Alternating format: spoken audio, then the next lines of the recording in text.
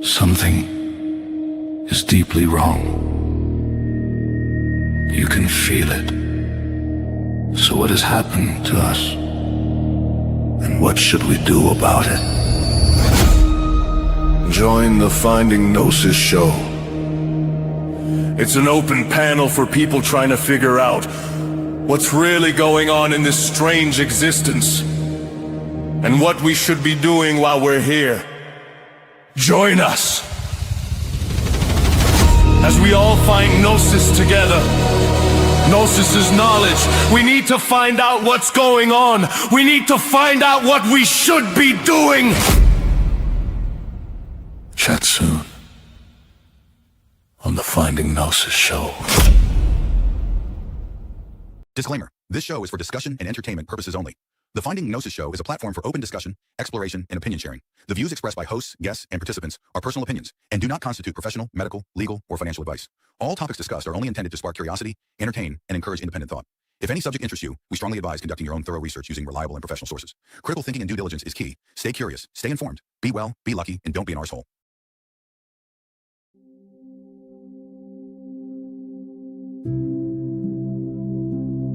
Take a slow, deep breath in and let it go again. Breathe in and slowly release. One more time.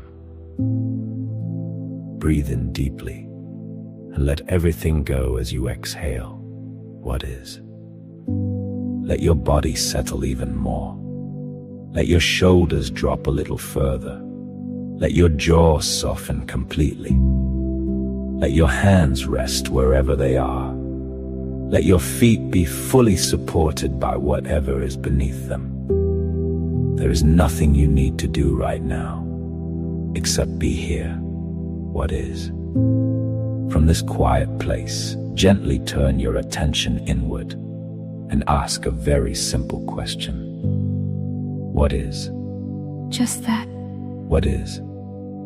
Don't try to answer it with your thinking mind. Simply hold the question and see what rises on its own. What is? What comes into your awareness right now? It might be a thought. It might be a feeling. It might be an image, a memory, a question, or a quiet knowing. It might be a sensation in your body, a tightness somewhere, or a softness. It might be the sound of your own breath, or sounds from the room around you. It might be nothing at all. Just spacious silence. Whatever it is, notice it. Don't push it away. Don't try to change it. Just watch it arrive. What is? Now ask yourself very gently, why did this particular thing come forward right now? What is it trying to show me? And then ask the deeper question. How might this be valuable to all of us? How might this help us understand what is actually going on in this existence we are all sharing? What is? There is no pressure for it to be profound. It can be simple. It can be strange. It can be personal. It can be cosmic. It can be a question you've been carrying. Or something you feel the collective needs to hear. Whatever has arisen. Let it be exactly what wants to be known through you in this moment. Breathe with it. What is? Let yourself stay here a little longer. Notice if anything else is moving through you now. What else is present? What else wants to be seen? What is? When something clear has formed. Or even if it is still soft and unclear. When you feel the impulse to bring it into the circle, you are warmly invited to click the link pinned in the chat, or the link in the video description below. Come and join us live. Tell us what came to you when you asked what is. And tell us why you feel it matters for you. And for all of us, your insight, your question, your feeling, your vision. it all belongs here. There is no wrong thing to bring. Only what is true for you in this moment. If you are too shy to come on, Ask yourself why. what are you afraid of? What is holding you back? Maybe it is holding us all back in our ability to get together. Maybe we need to talk about it. You can also simply type whatever you want in the live chat. Remember, Words matter, they affect our thoughts and our thoughts affect what we do. and how we feel. Be careful what you say. Be careful what you type. Your words have power here, They help shape the space we are creating together. so speak from this quiet place. Or type from this quiet place. Whatever feels true for you right now. We are here to receive it with open hearts. There is no judgment, Only presence. only listening. Only connection. Take one more breath. And when you are ready, open your eyes if they are closed, Click the link. and come share what has been brought to the fore of your awareness. We are waiting for you. With open arms, open minds. And open hearts. What is? What is ready to emerge through you right now? What is it that wants to be known? Not just by you, but by all of us. What is?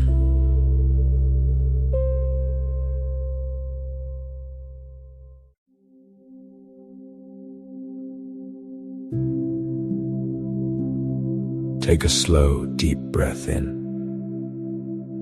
and let it go again. Breathe in and slowly release. One more time. Breathe in deeply and let everything go as you exhale. What is? Let your body settle even more. Let your shoulders drop a little further. Let your jaw soften completely. Let your hands rest wherever they are. Let your feet be fully supported by whatever is beneath them. There is nothing you need to do right now, except be here. What is? From this quiet place, gently turn your attention inward and ask a very simple question. What is? Just that. What is? Don't try to answer it with your thinking mind. Simply hold the question and see what rises on its own. What is? What comes into your awareness right now? It might be a thought. It might be a feeling. It might be an image, a memory, A question. or a quiet knowing. It might be a sensation in your body, a tightness somewhere, or a softness. It might be the sound of your own breath, or sounds from the room around you. It might be nothing at all. Just spacious silence. Whatever it is, Notice it. don't push it away. Don't try to change it. Just watch it arrive. What is? Now ask yourself very gently, why did this particular thing come forward right now? What is it trying to show me? And then ask the deeper question, How might this be valuable to all of us? how might this help us understand what is actually going on in this existence we are all sharing? What is? There is no pressure for it to be profound. It can be simple. It can be strange. It can be personal. It can be cosmic. It can be a question you've been carrying. Or something you feel the collective needs to hear. Whatever has arisen. Let it be exactly what wants to be known through you in this moment. Breathe with it. What is? Let yourself stay here a little longer. Notice if anything else is moving through you now. What else is present? What else wants to be seen? What is? When something clear has formed, Or even if it is still soft and unclear. when you feel the impulse to bring it into the circle, you are warmly invited to click the link pinned in the chat, or the link in the video description below. Come and join us live, Tell us what came to you when you asked, what is? and tell us why you feel it matters for you, And for all of us, your insight, your question, your feeling, your vision. it all belongs here. There is no wrong thing to bring. Only what is true for you in this moment. If you are too shy to come on, Ask yourself why. what are you afraid of? What is holding you back? Maybe it is holding us all back in our ability to get together. Maybe we need to talk about it. You can also simply type whatever you want in the live chat. Remember, Words matter, they affect our thoughts and our thoughts affect what we do. and how we feel. Be careful what you say. Be careful what you type. Your words have power here, They help shape the space we are creating together. so speak from this quiet place. Or type from this quiet place. Whatever feels true for you right now. We are here to receive it with open hearts. There is no judgment, Only presence. only listening. Only connection. Take one more breath. And when you are ready, open your eyes if they are closed, Click the link. and come share what has been brought to the fore of your awareness. We are waiting for you. With open arms, open minds. And open hearts. What is? What is ready to emerge through you right now? What is it that wants to be known? Not just by you, but by all of us. What is?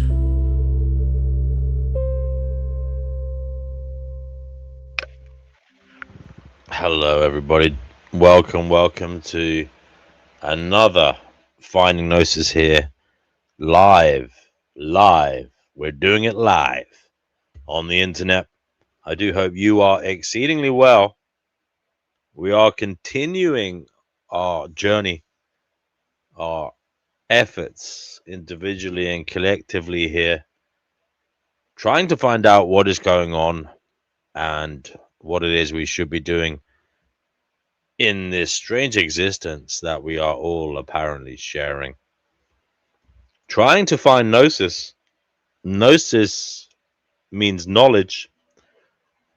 We're trying to find knowledge that will help us individually and, dare I say it, perhaps even collectively.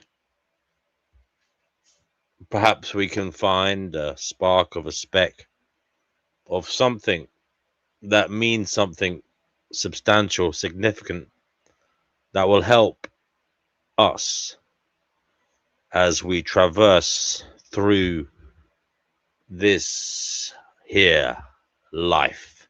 So yes, do feel free to come on and talk about whatever it is you want to talk about. You might have, a question, perhaps even. You might want to ask a question to the viewers to get their thoughts on a matter that you are having, roll around in your head at the moment.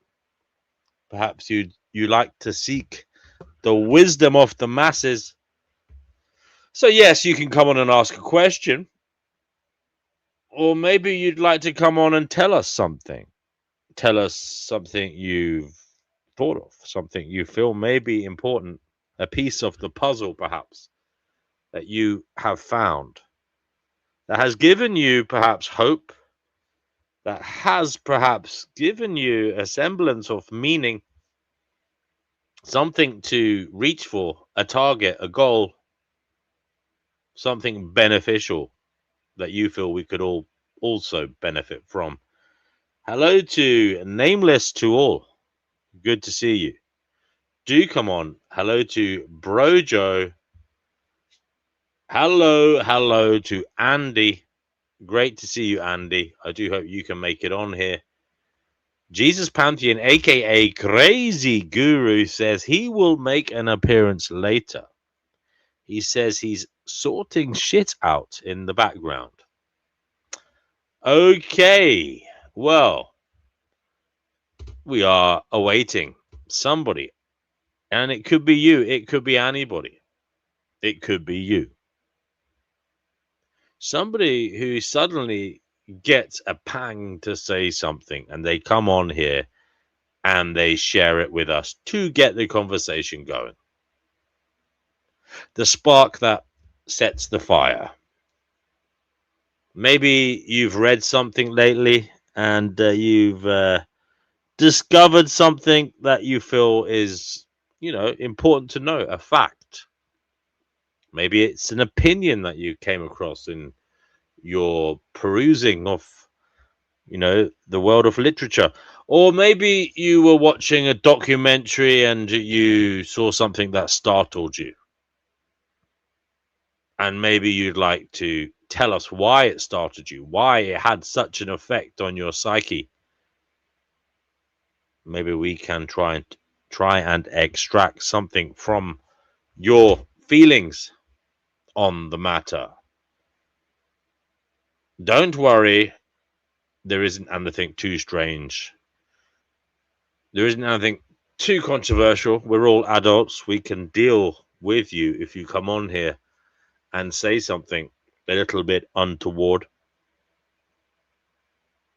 So feel free to come on here. Don't be shy. If you are shy, ask yourself why. Why are you so hesitant to come on an open panel? Why do you watch it and not want to participate in it? They do say that the happiest users of social media and generally of media on the internet are those who interact with it. Don't be a passive consumer. Come on here and make the show yours, quite literally. Be part of the ongoing creation of the zeitgeist. Shape what is. Play a part in building the future. We have somebody already who has come on here, and it is the one and only Andy. Andy Banandi, great to see you, brother. Welcome, Hello, welcome to the Finding Gnosis show. May I say to everybody watching, please share the stream. It does help. It does help get people on here, and the more the merrier, or at least, I don't know, it's not always a merry, but at least with more, contrasting views and opinions. Andy, isn't it possible we might be getting closer to the truth? Every day. This is why we Every have day. these discussions. Hello to Debbie. Debbie, do get on here. Do get on here, Debbie. The link is pinned in the live chat. Andy managed to find it, so I'm sure all of you can too. Andy, welcome, Yes. welcome to the Finding Gnosis show. Welcome. What is it you would like to say today to the masses about what is going on, what we should be doing, or something that perhaps might give us a clue to finding out? Stop masturbating. Okay, on that note, I will quickly read out this comment from Personhood over Dogma and then go back to that. Because she's a lady, and she's a very nice lady. It was quite unparliamentary language there, Mr. Andy. But we'll go back to it anyway. Personhood says, yay, stuck at work but listening. Much love, D&W and Andy. Great to see you, Personhood. Personhood over Dogma, a.k.a. Emily. We'll be doing a Women Only Wednesday show here tomorrow. Make sure your notifications are on so you can hear what she and the other ladies have to say. as we try to find out what is going on, because you know it is true. We need to get the ladies on board. You know, they do have something to say. Andy, am I right that, you know, when we give the ladies a little bit of power, sometimes, you know, society progresses and, you know, it does help? Well, um, I think that women tend to have more to offer conversationally. I feel like when you get a group of men together, they sort of bro up and start saying stupid shit. But if you have women, grouped together, they have more to offer. They have a better conversation. They make better points. So yeah, I would agree. I Interesting. think that your women's only panel on Wednesday is truly a good idea. I'm in support Yeah, of it. it's interesting. There's less kind of competition, more collaboration, I notice. Oh yeah, actually Yeah. didn't even cross my mind, but you're right about that. Hello to you, Joe motherfucking cool. Great to see you, brother. Great to see you. I enjoyed you on the show last night here on Finding Gnosis, so hopefully you'll be able to make a reappearance here on the panel. That would be great. Pamela, good to see you, darling. I hope Pamela can come on here. She used to come on here, but I think she had a problem with her microphone for some time. So, Pamela, get yourself a new microphone and you can come back, because she used to be a regular here. Anyway, she says to care and not be able to care is crazy wild from her experience. Love and respect D&W and all the folks genuinely interested in this panel. I'm glad that you are. Okay, Andy, you were talking about wanking. And speaking Yeah. of wanking, there is a wanker here. Aldi, welcome Oh to the my Finding God. Gnosis show. What's up? I like your outfit. Aldi, sorry. Aldi. I said Aldi. Did I say Andy? I meant Aldi. Oh, Aldi, you said Aldi. What do meet you want? Andy. Andy said stop masturbating. Would you like to take him up on that instruction, that advice? No. Honestly, you shouldn't stop masturbating. Who cares? Yeah, Andy, maybe it's not for everybody. Masturbating is okay. Yeah, if you want, bro, who are you to tell anybody when to stop masturbating? Well, the reason I said it is because about 3 weeks ago, maybe I gave up pornography and masturbating. I was kind of Yeah, good for addicted. you. Good for you. But my point was that I felt a lot better since I've given it up. So I thought maybe I would suggest it to the chat. It wasn't a joke. Good. Listen, good for you. You gave up masturbating. Your own life is whatever you want to do. That's like spreading like a religion onto another person. Oh, because I do this, I want to tell other people to do this. Bro, listen, I'm going to tell you my theory on that. Oh, so because you stopped masturbating for a few weeks and you really want to jack off, your new jack off theory is basically telling other people not to jack off. That's gay. Just focus on yourself, dude. Why do you care about what other people do, especially masturbating? Why do you care if other people jack off? I don't care that you're welcome to if that's what you enjoy, but my point is that I feel better since I've quit. So I thought I would. All right. Well, it it doesn't sound like you feel better. Doesn't sound, because I'll tell you. Hold on, let me just finish. It'll take like 30 seconds. It doesn't feel like you feel better, because at the end of the day, you're not really happy because you see that other people are still masturbating. So you got to tell them to stop. Andy, that did tickle me. Audi, that was funny. It's not a joke, nigga. I'm not laughing. Careful with that word here, please. I'm African, bro. I don't care. I don't want it being said. You're a fucking animal. You don't even fucking. Now listen, Andy. It's Aldi, bitch. I'm talking to the other gentleman here. Oh, Andy. Well, actually, there is only one gentleman here, and his name is Andy. Andy, have you looked into the health benefits of knocking one out now and again? No. No, apparently, if you're not getting laid, if you're not in a relationship, it's good to keep the circulation going. Apparently, it's good for your prostate to knock one out now and again. Stops you getting prostate cancer. Oh, damn. Maybe I should make it like a routine or something. I don't know. I mean, I would have thought a man of your intellect and ability would have looked into this, looked at the pros and cons of it. No, it's not something I've ever studied. It's just that I had an addiction to it. That's why I quit. Well, there you go. Maybe I don't know. I'm not going to try and I don't want to compel you to masturbate. You know, No. Do what you want to do. The past couple of months have been the first time in my life that I've ever given any focus to giving up addictions. I've been addicted to a lot of things my whole life, and so it's most of my focus is directed at overcoming addiction. Well, Andy, you said something before here that you were giving up drugs, and that was absolutely fantastic that you took that step, because what obviously kind of drugs? Well, I've given up lots of drugs. I used to be addicted to Vicodin, alcohol, cigarettes, marijuana.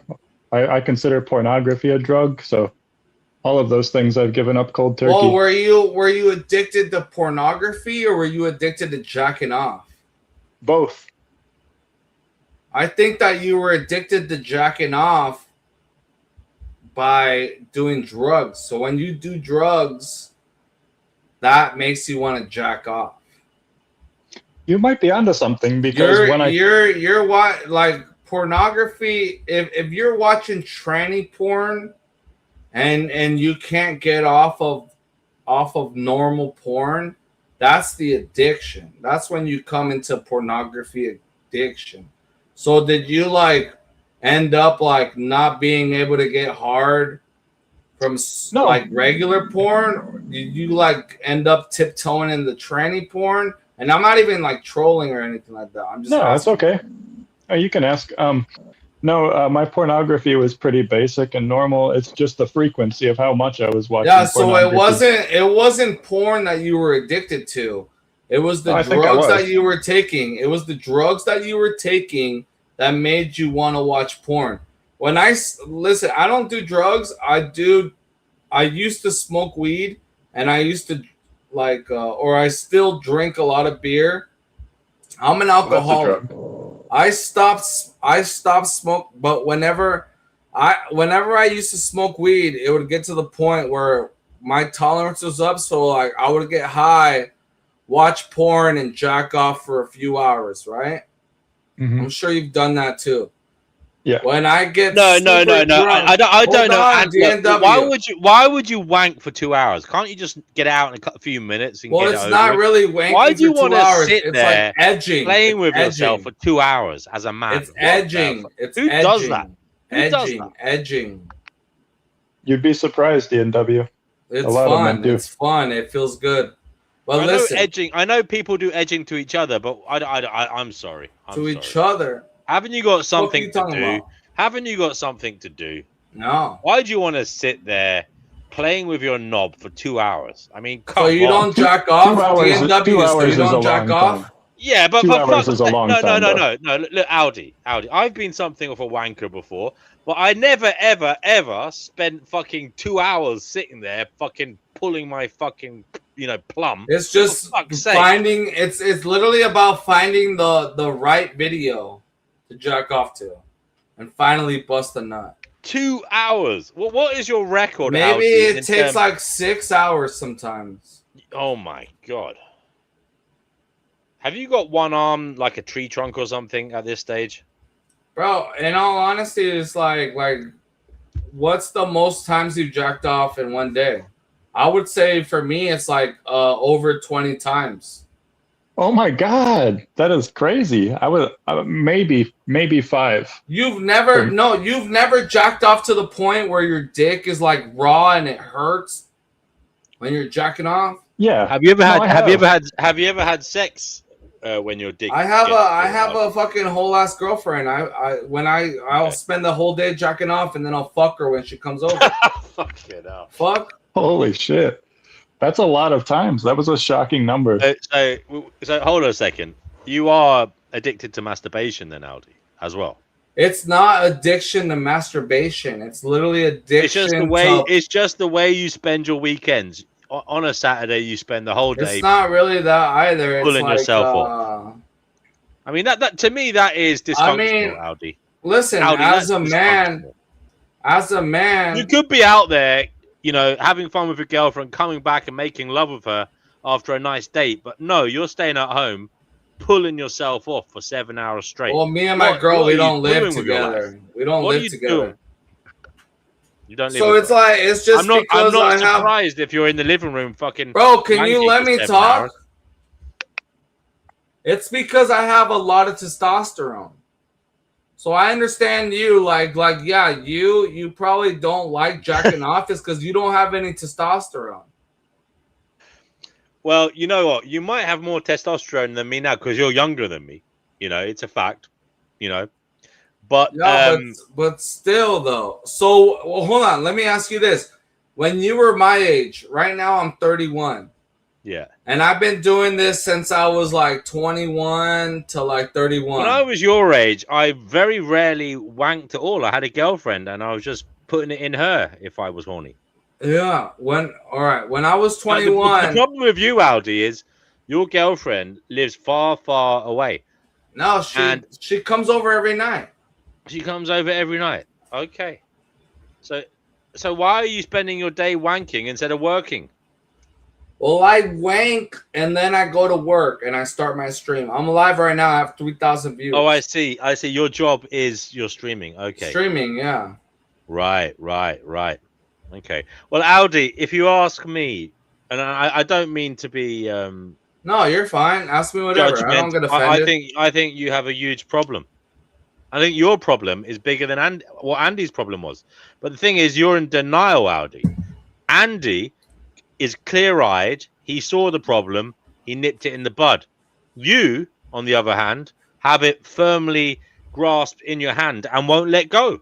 Well, to me, jacking off isn't a problem. I think when it comes down when you're doing it for 6 hours in a row by yourself. When it comes down, listen, Aldi, it'll be different if it was mutual masturbation with your girlfriend or something. But you're doing this by yourself. It's an antisocial. I don't think it's a problem. You're doing it for 6 hours. It's not like, oh, you got a bit of sexual frustration. You're gonna knock it out in a few minutes and then get on with your day. You know, have a little memory of something from your wank bank, some bird you shagged before. No, you're fucking massaging yourself for 6 hours. It's a very narcissistic, act, brother. It's antisocial. You're withdrawing from the world, and you're going into isolation. You're choosing to detach yourself from the world, not be a part of it, not add to it. No, you'd rather sit at home stroking your bollocks for 7 hours. What's wrong with you? Yeah, that's fine with me. I mean, I think that once like masturbation is not a problem, I think like porn addiction is a problem. Once yourself as a straight man starts looking at weird porn, let's say like transgender porn or women getting pissed on or shit on, that's when it becomes a porn addiction. Because once like you've watched so much porn, it becomes like a problem because you can't get hard off of regular porn. Andy made a good point, and he made a good point, and so did I. If you just watch regular porn and you jack off, it's natural. Who gives a fuck? At the end of the day, too, if you have a girl that you're fucking, like, listen, I could jack off like 3 times a day, 4 times a day. And when my girl comes over, my dick still gets hard, and I can fuck the shit out of my girl at least 3 times a night. So it's like, yeah, but you could talk shit stuff about jacking off, but Audi. Imagine how long you could go if you didn't spend 7 hours wanking. Imagine how much pleasure you could give to her if you weren't jaded from your, hand shandy. I mean, in my opinion, whenever I have sex, the only thing I'm worried about is me busting a nut. She's gonna get pleasure regardless. Like, whenever I eat out my girl, I'll make her come from eating her out. and then I'll stick my dick in it, and then I'll fucking bust in like 5 minutes, 10 minutes. So and then I'll fuck her again. Hold on a second. You spend 6 hours holding back for yourself, but for your missus, you'll bust a nut in a few minutes. Well, yeah, I like to edge. Yeah, but don't you like to give her multiple orgasms? But the keep thing going, too, but the keep thing her going. too is like, bro, why do you give her less of a service than you do yourself? I give her the orgasm, and then I fucking. But maybe she wants another one. Maybe she wants another one. Yeah, so then I fuck her again. No, but you could keep going. You don't have to stop after a few minutes. You could hold it in. But listen, but crying out loud. Me too, though. Is like I'm the type of person that I don't want to have any kids, so I could care less about sperm count. I could care less about coming inside of her. I could care less. I don't want kids. Fair enough, Aldi. Aldi, you know what I mean? Thank you for sharing your remarkable feat of one-handedness. Are you being sarcastic? No, you are really the world's biggest wanker as far as I'm concerned, and you know. I mean, but what's wrong with that? What's wrong with jacking off? I didn't say there was. I think there probably are you to say that somebody can't jack off? I think you go too far, brother. I think as always, there has to be a sense of moderation. I mean, have you done a cost benefit analysis? What are you losing out on when you're spending 7 hours, pulling yourself off? Surely there's other things you could be doing, adding value to your life. That's a lot of time. That's a lot of time sacrifice. It's a lot of time. It's a lot of time. I mean, it's not 7 hours every day. Oh. Okay. So it's like whenever cause like I make money off of streaming, like you must be on drugs when you're doing this. Recently, no, I don't. Are you taking drugs? I hate drugs. Okay. I hate drugs, bro. I used to smoke a lot of weed, but I stopped 8 months ago. All I do now is just drink excessively. What do you think about drinking? Do you have plans to quit drinking? That's not an insult, by the way. I'm just asking. No, yeah, that's a good question, Andy. Yesterday, the longest I went recently without drinking was like 9 days, and it seemed pretty gay. Thank you, but it seemed pretty gay. So after the World Cup this past Sunday, I was like, all right, after the World Cup, I'm gonna stop drinking. And I went all day without drinking. And then I went live and I realized that being sober is fucking like pretty gay. But it is bad for me because the drinks that I drink, they're 11% IPAs and they have at least 400 calories in them. And I'll drink at least like 8 of them a day.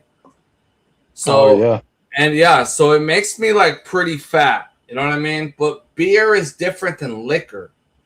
Beer affects you differently than liquor. Drinking liquor will actually destroy your liver, destroys your whole body, everything like that. Give you the shakes and stuff way faster. So it's like I'm looking for like a good seltzer with 0 calories that will get me drunk. I just love the feeling of like the buzz, the drunkenness. You know what I mean? That's my favorite feeling. But at the end of the day too, it's like I don't get hungover. If I don't drink the next day after going on a bender, I'll just jack off all day and I'll bust like 10, 20 nuts. That's impressive, honestly. I've never done that many. You've never busted 20 nuts in one day? Is it impressive? I genuinely think the most ever was like 5. Is it impressive or sad? Impressive or sad? Well, bro, DNW, you have estrogen and I could like hear it in your voice. Maybe it's your Mrs. Pussy Juice. Oh, okay. Well, I mean, you could talk about my girl. That's now, cool, Audi. I'm just asking you, isn't there something else you could be doing rather than, So where are you from, DNW? I'm in the UK. All right. So back in the history in the United States during the oppression days, when there wasn't any toiletries and stuff. You know that back in the day they didn't drink any water. Instead, they would hydrate themselves with alcohol. Yeah. So And they also like, had a much lower life expectancy. but like, bro, like, why would you want to? So how long do you want to live?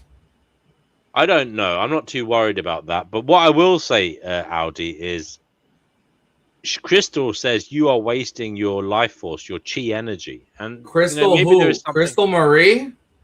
No, it's a lady here who is worried about you. She reckons you're wasting your life force, your chi energy. It's valuable. You shouldn't be, Crystal shouldn't be shaman. You shouldn't be wasting your life force in a sock or a bit of tissue or down the sink or wherever you spurt it. You need to hold that in and use it for something worthwhile. Well, listen to what I'm. Listen to my purpose of life. My purpose of life is to make sure that my family's good, for the rest of their lifetime. To me, are you going to do that by wanking away for like 2 hours? And I am. I'm currently doing it. I'm currently supporting my family. Audi, maybe you could be doing more just from streaming and. Maybe if you weren't such a wanker, you could be doing more. Just from streaming, can't you tell you could be doing more if you weren't such a wanker? I talk? All right, go ahead. If you weren't such a wanker, you could surely be doing more. Just from streaming and jacking off and fucking my girlfriend, I'm taking care of my family. At the end of the day, I would never be... And I would never want to be a guy that's 80 years old and can't function. I want to die at an early age. I want to die at least 45 or the latest 50 years old. If you want to live longer, you're a bitch. I don't want to have any kids. I want to make sure my family's good. And I want to die young. I want to die as a legend, motherfucker. So do you want to die? Do you want to die wanking? When they put me in the casket, I want them to put a fucking a string and make my dick hard and me holding it. Audi, when you get rigor mortis, maybe they should put your hand around it, and that would be the fitting way to bury you. Maybe that would be the fitting way. Do you even know what rigor mortis is? He rests as he lives, his hand on his dick. Do you even know what rigor mortis is? Go on, tell me. No, you tell me. You brought up rigor mortis. What is rigor mortis? I thought it was... It doesn't last forever, Audi, but it's a period after you die when you start to go hard, right? But then you go soft. No. Rigor mortis is basically... Rigor mortis is basically like when they find like a body that's been dead for a couple days, and your body starts going into rigor mortis, and it's basically like your body is stiff. So you're talking about like my dick. You're talking about my dick being rigor mortis. Well, you did talk about hold on. I'm talking about my dick being hard and held by wires on my open casket. You're over here praying for my downfall and hoping that somebody kills me and they find my body in a couple of fucking days when it's in Rick and Mortis. Audi, relax. Rick and Morty? Audi, I'm going to bring on a gentleman now. Go ahead, bring him on. I'm going to bring a gentleman now who is opposed to wanking, I believe. All right, I'm going to take a piss and then bring him on and let's hear what he has to say. I'm going to take a piss, all right? No wanking. Don't go wanking now. You might not. Please don't go wanking. You might not come back. Hello to Kenny. What's up, Kenny? Kenny. Good evening, DNW And good evening, Andy. When was the last time you knocked one out, Kenny? On that Indian woman's face who was wearing the MAGA hat in that photograph. I was about to say not on someone's face, not on a bird's face, Yeah, on her or face. on her boobies. And she I'm not fucking talking loved about. it as well. I'm not She talking loved about it. the pearl necklace. I'm talking about in isolation, in solitude, Kenny. When was the last time you knocked one out? Because Aldi here is a prolific wanker of the highest order. He's told us he can wank. He does wank for 6 or 7 hours a day sometimes. 20 times. 20 I mean, times. I find that ridiculous, Kenny. Ridiculous. That can't be healthy at all. No. What's the most times you've ever ejaculated in one day, Kenny? I mean, Kenny, I'm sorry to say this. This is a bit weird, guys, talking about not wanking off, but for me, wanking was always something you did just to literally get one out. You know, you were, oh, fuck. You know, there's no bird around tonight, so I might as well knock one out quickly, get it out of my system and get on with it, you know? Why would you want to sit there as a bloke fucking rubbing your bollocks? I mean, for hours on end. Aldi.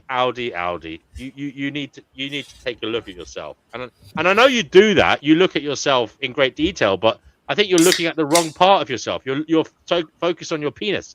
Start looking at your head and inside it and what is going on in there, brother, because you're doing something wrong. Bro, why are you focused on my dick, though? Kenny, tell this man what he's doing wrong, if he is indeed doing something wrong. Well, remember, done a speech on this show before saying it's better to lead by example than to preach, because when you preach to someone, that just it kind of puts up a resistance. And they're like, who the fuck are you trying to tell what to do with their lives, you know? And they didn't listen.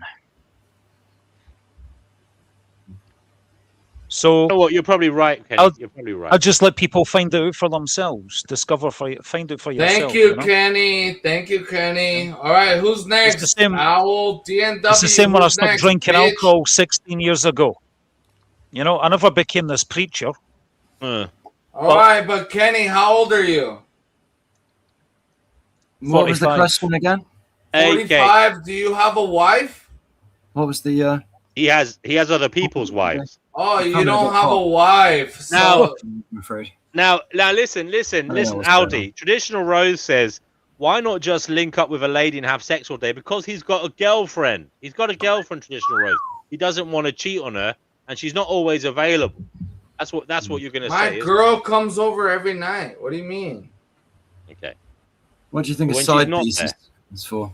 My girl comes over every night. Like I'm literally about to Ricardo. I'm about to move in with my girlfriend. Hello, like in a few weeks. Everyone, greetings. Ricardo, are you a big wanker too? I used to be, not so much. Ricardo, he's a big Jack Terracart cocksucker. I was just watching Jack Terracart and I saw Ricardo on there and he was telling Jack Terracart, oh, let me suck your dick. Basically, he was like, let me suck your dick, Jack. Fucking faggot, though. Now, Aldi, there's no need to be... I did not say anything bad. Aldi, there's no need to be talking about the fantasies that you wank to. No, all I'm saying is DNW, you're bringing these guys onto this shit to like argue against what I believe in. Here, and it's not working. Kenny believes in what I believe in, and Ricardo, he's a cocksucker. 1 second. You're on the show. Say hello. What's going on, guys? My name is Moose. I frequent a lot of panels and stuff. I was just on Jack Talcott's, and we were brought here. Ricardo and Kenny were there. Great chat. I told you. Yes, I just had one question for Aldi, and then I'll jump down out of respect to you, Mr. DNW. Aldi, are you like the world wrestling champion? And are you the first one that identifies as a female, but is actually biologically male? That's the only question I had for you. Thank you, sir. If I did, what's the problem? If I did, what's the problem? Do you have something against transgenders? I mean, that's gonna bring trouble into your YouTube channel, DNW. So what if I'm transgender? So what if I'm gay? So what if I'm African? Are you guys racist, transphobic, and homophobic? Are you African? All because I like jacking off? You guys want to attack me? All right, I don't give a fuck. You're also a Sephardic Jew and Mexican, apparently. Black, Hebrew, Israelite, African, Mexican. Yeah, I'm all of that shit, nigga. Sup? It's an unlikely combination. I don't condone that word being used by people who aren't fit to use it, and you're not fit to use it, in my view. Me? Yeah. I can't say nigga? No, you can't. Sorry, bye. Anyway, Audi is gone backstage. I'd like to make an announcement. Just trying to be Go for it. Because there's only 50 minutes left of it, so I may as well just say it now. Keep it It's short, my Kenny. 45th birthday today. Oh, Happy birthday, Kenny. Kenny, Seriously. happy birthday to you. Happy birthday, sir. Thank you very much. Happy birthday, Thank mate. you. I do mean that. Happy birthday. You look really young for 45, by the way. I would have guessed like 39. Thanks, Andy. I stopped drinking alcohol 16 years ago, and I had my last cigarette the same day I had my last drink. And all aging is bad habits plus time. So, Well, you got, as I said to you, you got a fantastic head of hair, Kenny, for a Thank you. 45-year-old. Thank you. And Thank you. you know, it's not too late. Maybe Vidal Sassoon or something will give you a call to Bro run one of their crew. advertising campaigns. Who knows? They might see you on the Finding Gnosis show. Okay. Yes. Happy birthday to Kenny. Kenny is Thank you, spending Pamela. all his. Does anybody want to come on here and sing happy birthday Thank for you. Kenny? I Hello, will. life. I can You sing can a happy do, would birthday. you like to turn on your camera when you do it, Ricardo, or not? Sure, I don't mind. Let me just Okay. let me just make a cigarette. I'm just And by the way, I was actually hoping for a lady to do it, but you know, it's If you okay. could do that. Ricardo, you'll have to do. I'll have to do, will I? Oh, thanks. Well, I'm here, aren't I? So it makes it. You're a bit good easier. man, Ricardo. You're a good man. Thanks, dude. Ricardo, do you know who you remind me of? A little bit. So, me? Yeah. Who do I remind you of? You look a bit like Michael Madsen. He played the part of Mr. Blonde in Reservoir Dogs. Oh, him. Good observation. Yeah. Dirty On the Lola face a little says, looking good, Kenny. And Pamela says, happy 45th, Kenny. Thank you. Thank you. So, it's either happy birthday to you, happy birthday to you, happy birthday, dear Kenny, happy birthday to you, or it's Thank you, happy Ricardo. birthday to you, happy birthday to you, happy birthday to you. Happy birthday to you. Happy birthday to you. Happy birthday. That's Stevie Wonder. Excellent. You got no bad voice there, Ricardo. Thanks for that. Yeah. Good luck, the third one. There's 3 is the magic Traditional number. Rose Thank you, says- Traditional Rose. Thank you. Yes, Traditional Rose says, happy birthday, Kenny. And then a whole load of different emojis to emphasize how much she wants you to have a happy birthday. Your singing has been called beautiful, Ricardo. Thank you, sir. Been practicing a Well, few years. you know, I'm somewhat taken aback by the overwhelming show of love for Kenny on his birthday. There's a few here that are missing that might want to show their love. Of course, they can leave it in the comments afterwards. Kenny, you're 45. I mean, what do you look forward to in your? Well, it is your 46th year. I know you're 45, but you're moving into your 46th year here. Any hopes for, I don't know, humanity in the year ahead? For humanity. Yes, or whatever you want to say. What are your hopes, Kenny? On the global stage, I hope Iran is free. That's a very pressing issue, I think, you know. Yeah, that it's might be really a good barbaric. idea, Kenny. If you had one birthday wish, what would it be? Well, I wouldn't really call it a birthday wish, because it's not really about me. You know, there's other people in the world that are in more need of something. But yeah, I think the most pressing issue is what's happening in Iran, and most of the Iranian people want the IRGC overthrown. I'm currently chatting to Iranian people on Instagram who live in Iran, and they're saying it's a dreadful situation, and they're hopeful that Donald Trump's going to finish the job this time. Donald Trump also met with the president of Lebanon, and he's going to try and bring Lebanon into the Abraham Accords to normalize relationships with Israel. So we definitely want some stability in the Middle East, because the more instability there is in the Middle East, the more ramifications on a global level that's going to have for all of us in terms of oil prices, inflation, terror attacks in Europe and the UK. I mean, the police have already foiled Iranian-backed terror plots. You know, so these are pressing issues for all of us. Indeed, indeed. And very charitable of you on your day to think of others. Yeah. So, Kenny, I thought of you today, not because of this subject matter in its totality, but because it mentions Scotland. Have you seen the black shirts doing their protests and marches in Edinburgh and Glasgow? Do you know anything about that? Is that the anti? I don't know Are what they they like are. anti-immigration or something? I have no idea. I thought you might know more than I do.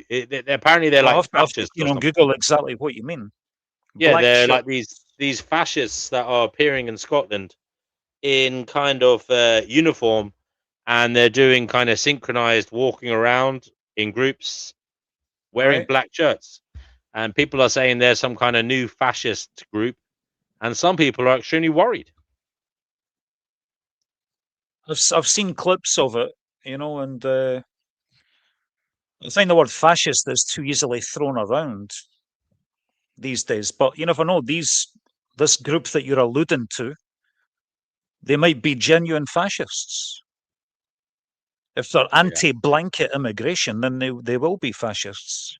I'm not anti-immigration. I just want the current system to be manageable and sustainable. It's currently neither, and that's why Reform UK are ahead in all the polls to form the next government.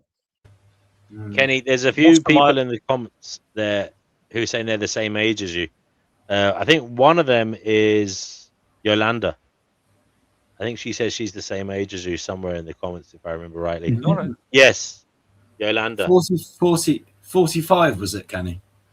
Yeah, 45. Gotcha. I'm 50, so I'm starting to get Ricardo grey hairs looks on good my for his chest. age. not far behind me.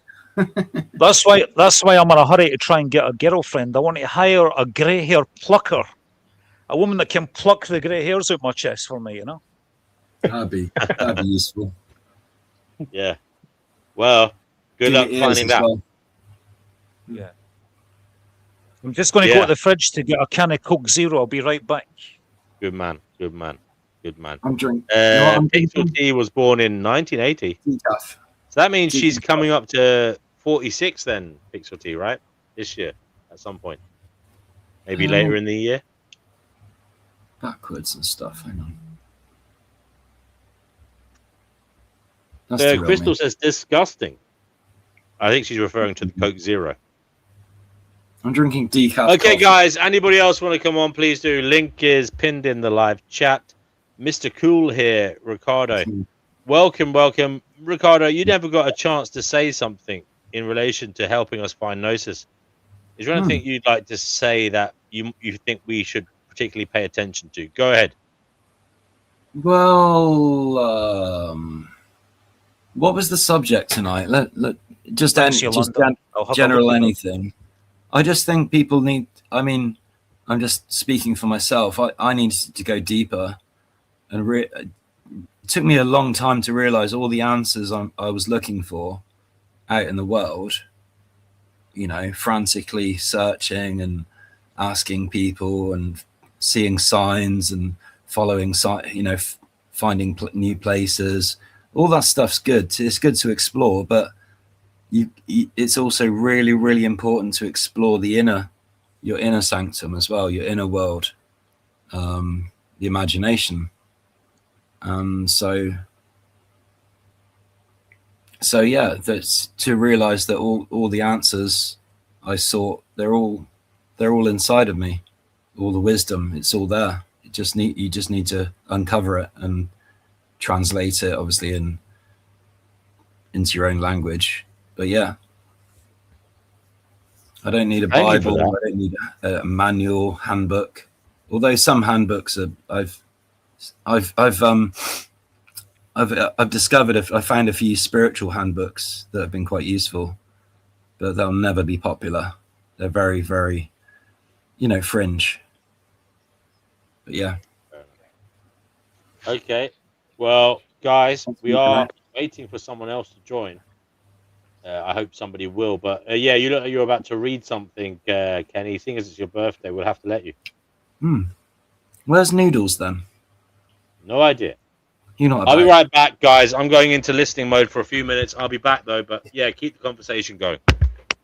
Okay. Who's this Andy Benandy guy? I don't think he said much. I'm just a man. It's Andy. Just a man. Just a man with a plan.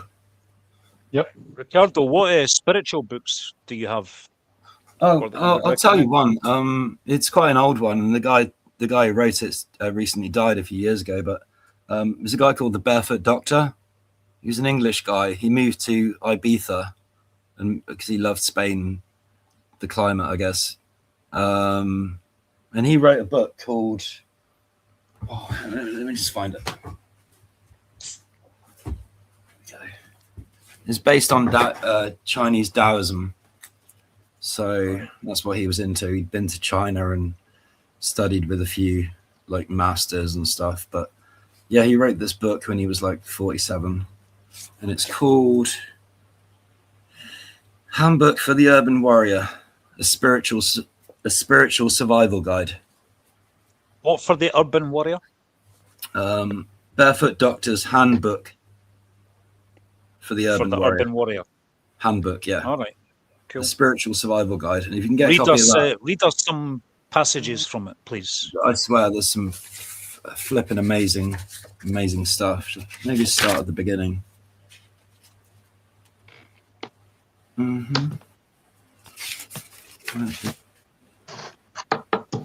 Disclaimer.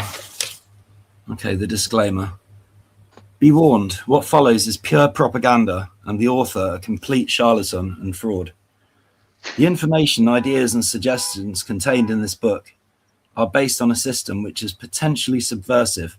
In essence, it proposes living without morals and returning to your true nature, which it assumes is innocent and free of distortion. In so doing, your life, and by extension, the lives of those around you, can be deeply affected. Whether the effect is positive or negative, helpful or harmful, depends entirely upon you, the reader. Though interaction with this handbook is obviously intended to enhance your experience of reality, the introduction of any catalyst for change in your life is necessarily experimental with unpredictable results. This author therefore takes no responsibility for any outcome arising from your use of this handbook. As for this author, while it's certainly true that he's taught the Taoist arts to thousands of people, written a book on the subject, which has so far been read by more than 500,000 people around the world in 20 languages, including Chinese, produced healing trance music, which has been enjoyed on every continent, and is health editor of a groovy spiritual lifestyle magazine. It's preposterous, these impressive credentials notwithstanding, that he should have the audacity to set himself up as an expert of this ancient system, in quote marks, system. As an expert of a system for achieving absolute mastery, he's a fake, being as damaged, confused, and unmasterly as the next person. What he is, in fact, is an artist with an oblique angle and bizarre tastes, who, in the traditional Taoist mold, for better or for worse, has made his whole life his art form, his creation, his fully interactive, multimedia, mobile installation, and has proceeded to stumble through it like a drunken monkey ever since. There's a few more paragraphs, then that's the end of the passage. Chapter. What an introduction! That's pretty cool, huh? Way to reel the readers in. That was amazing. So, should I carry on? There's a few more paragraphs. That's all right, DNW. Yep.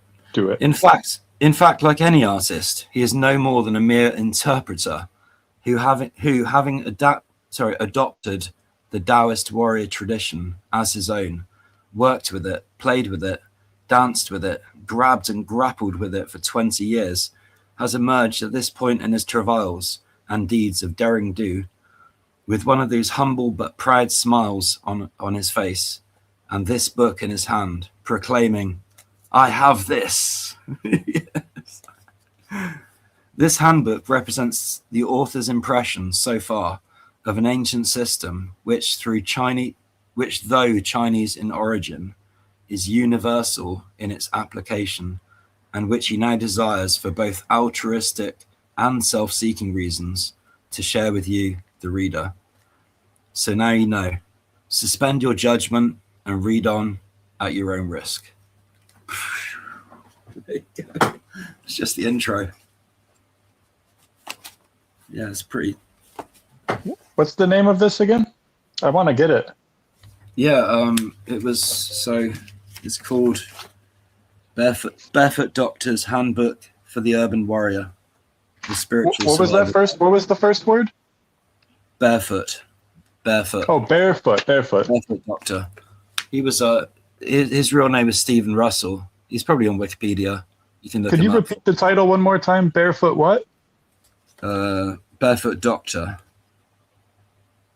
Barefoot Doctor. Yeah, that was his nickname or his stage name. Okay. I'm gonna buy that book. Stephen Russell, but yeah, he wrote a few books since. This was released when I don't know, early 2000s, I'd say. But it's full of little, just little tips, little health tips and stuff you can do to kind of to stay healthier, I suppose, and live longer.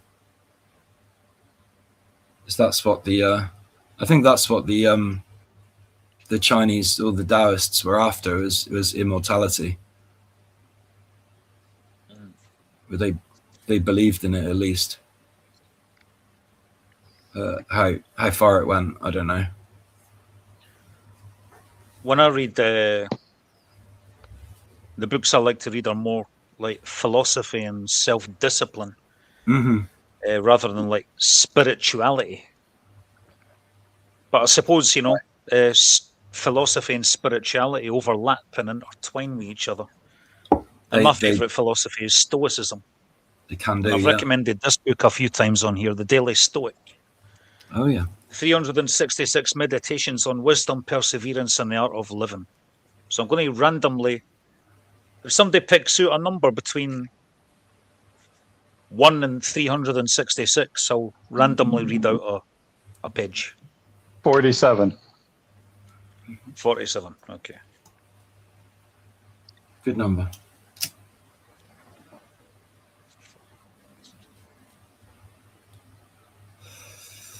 Fear is a self-fulfilling prophecy.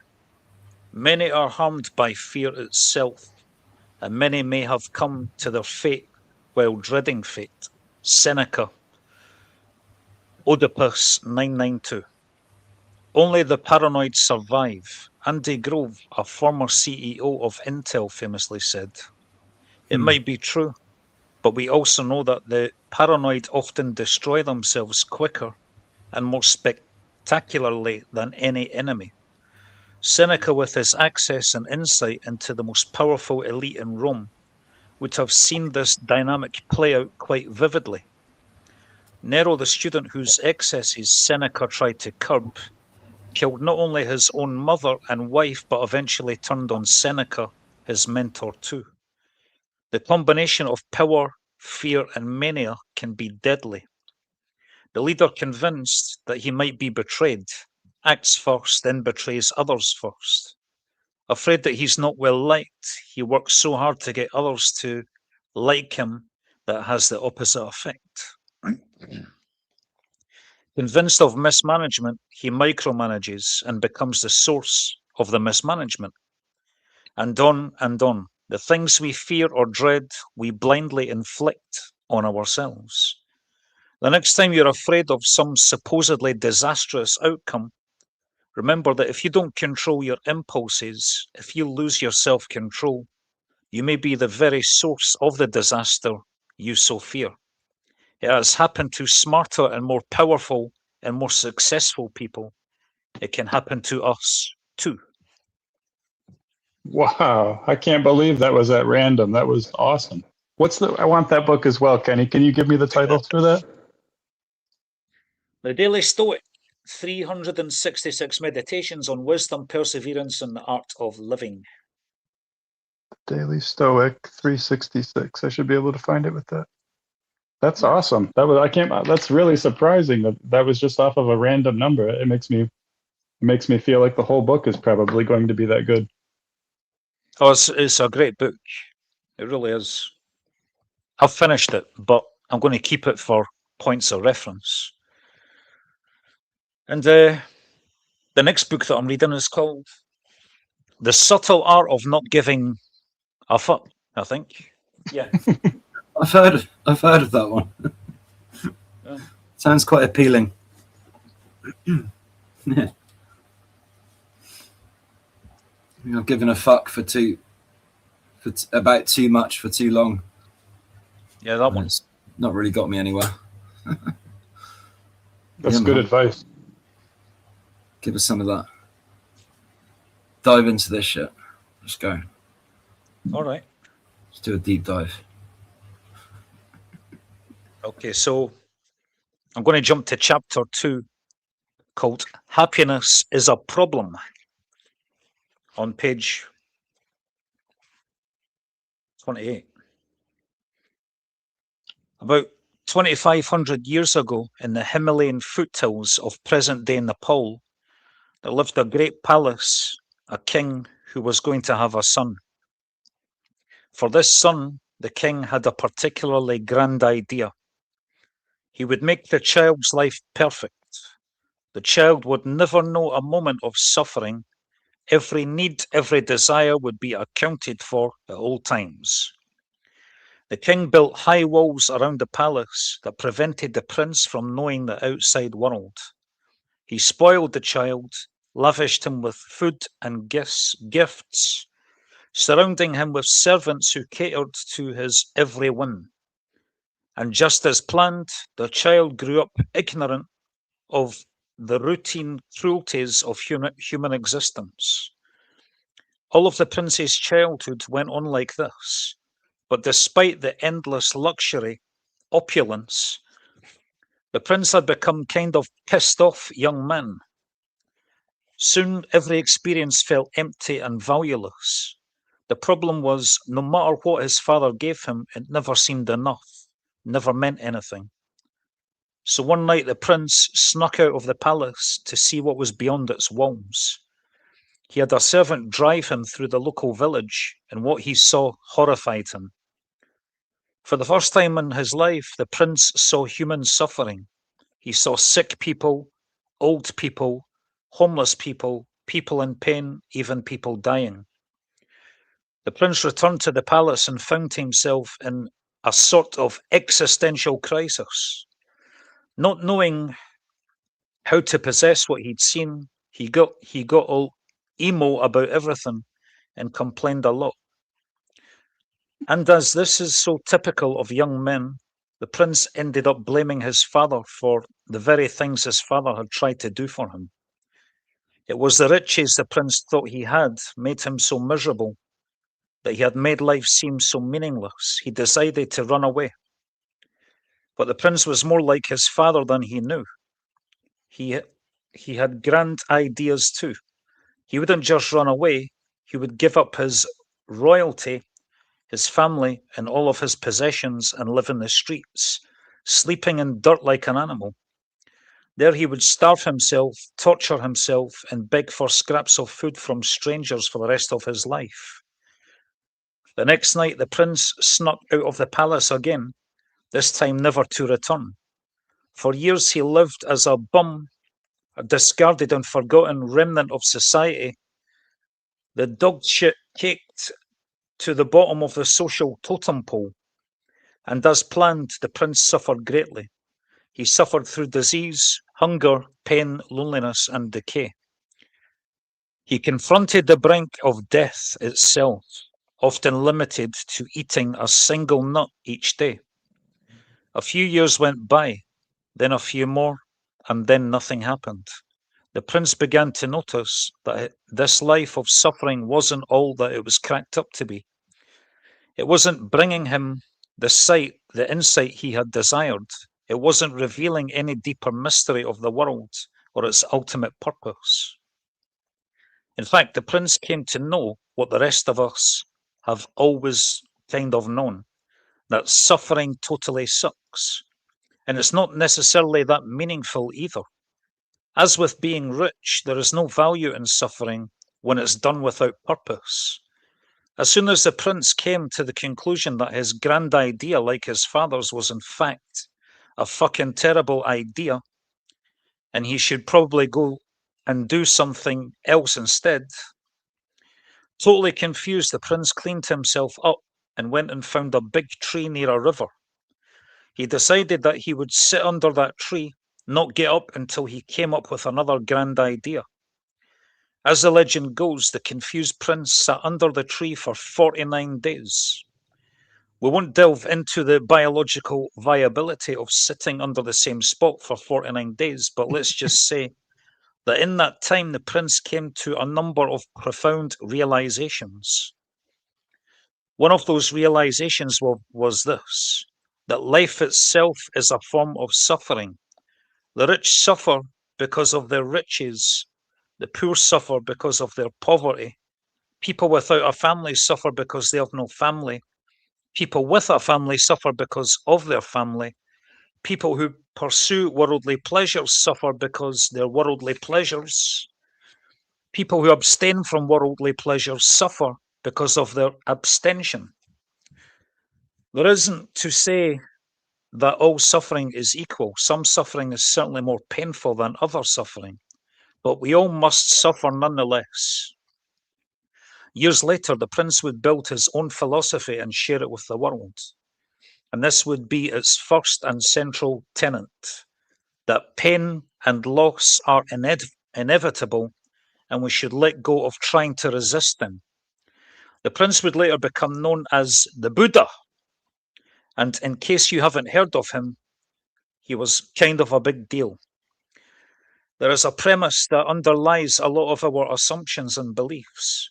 The premise is that happiness is algorithmic. It can be worked for and earned and achieved as if it were getting accepted to law school or building a really complicated Lego set. If I achieved X, then I can be happy. If I look like Y, then I can be happy. If I can be with person Z, then I can be happy. This premise, though, is the problem. Happiness is not a solvable equation.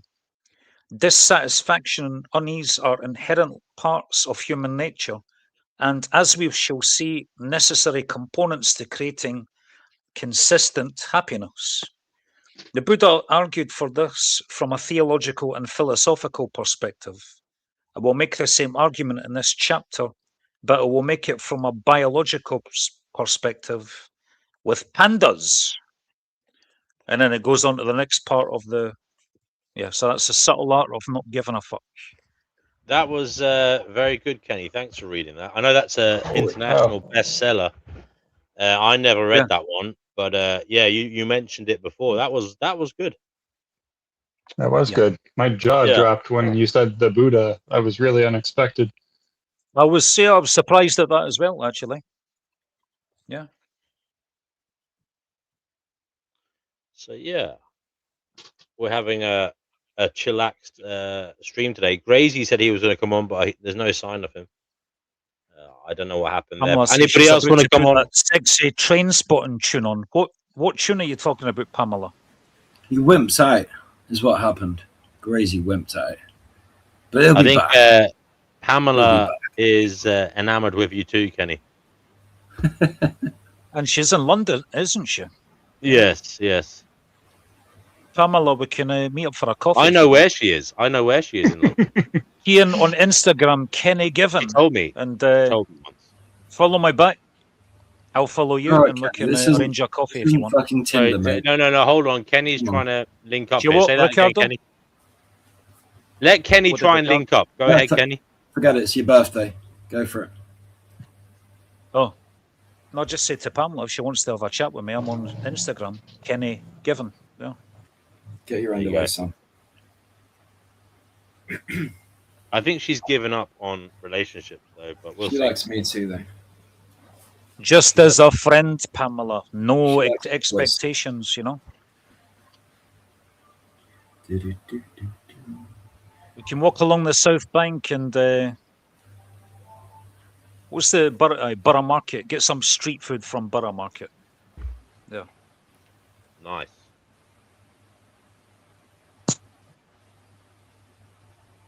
What sexy train spotting tune's that then? Yuzu says he's so fed up when people thinking they can make the world a better place.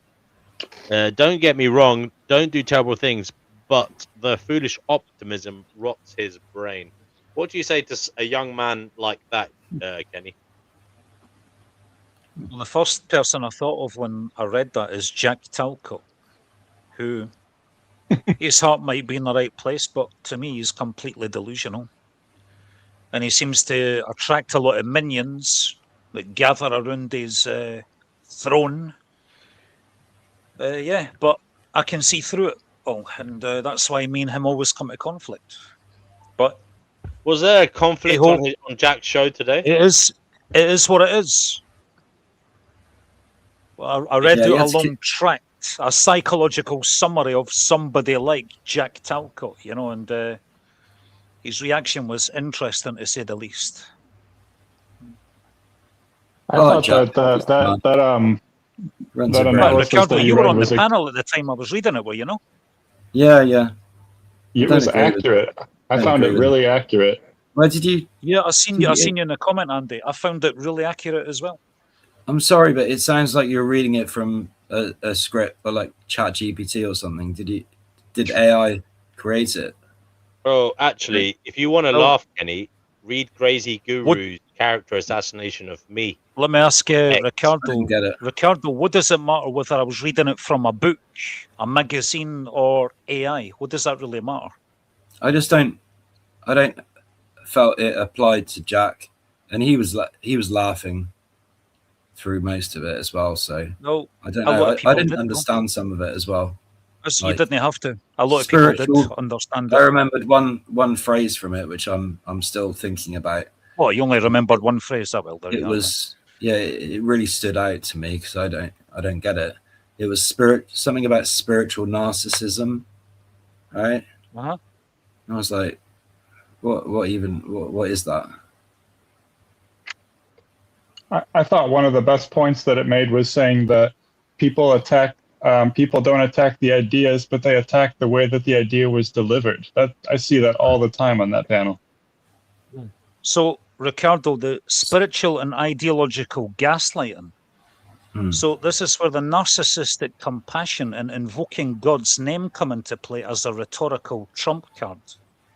So, in the pitying condescension, rather than telling a guest they are wrong, the host will tell the guest that they are spiritually or morally broken They will use phrases like, I just pray that one day you find the grace to heal whatever trauma is making you say something so hateful, or God calls on us to protect the vulnerable, and I'm heartbroken that you can't see that.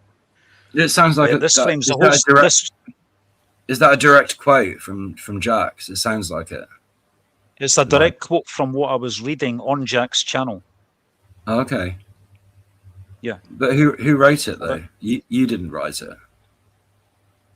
What does it matter who wrote it?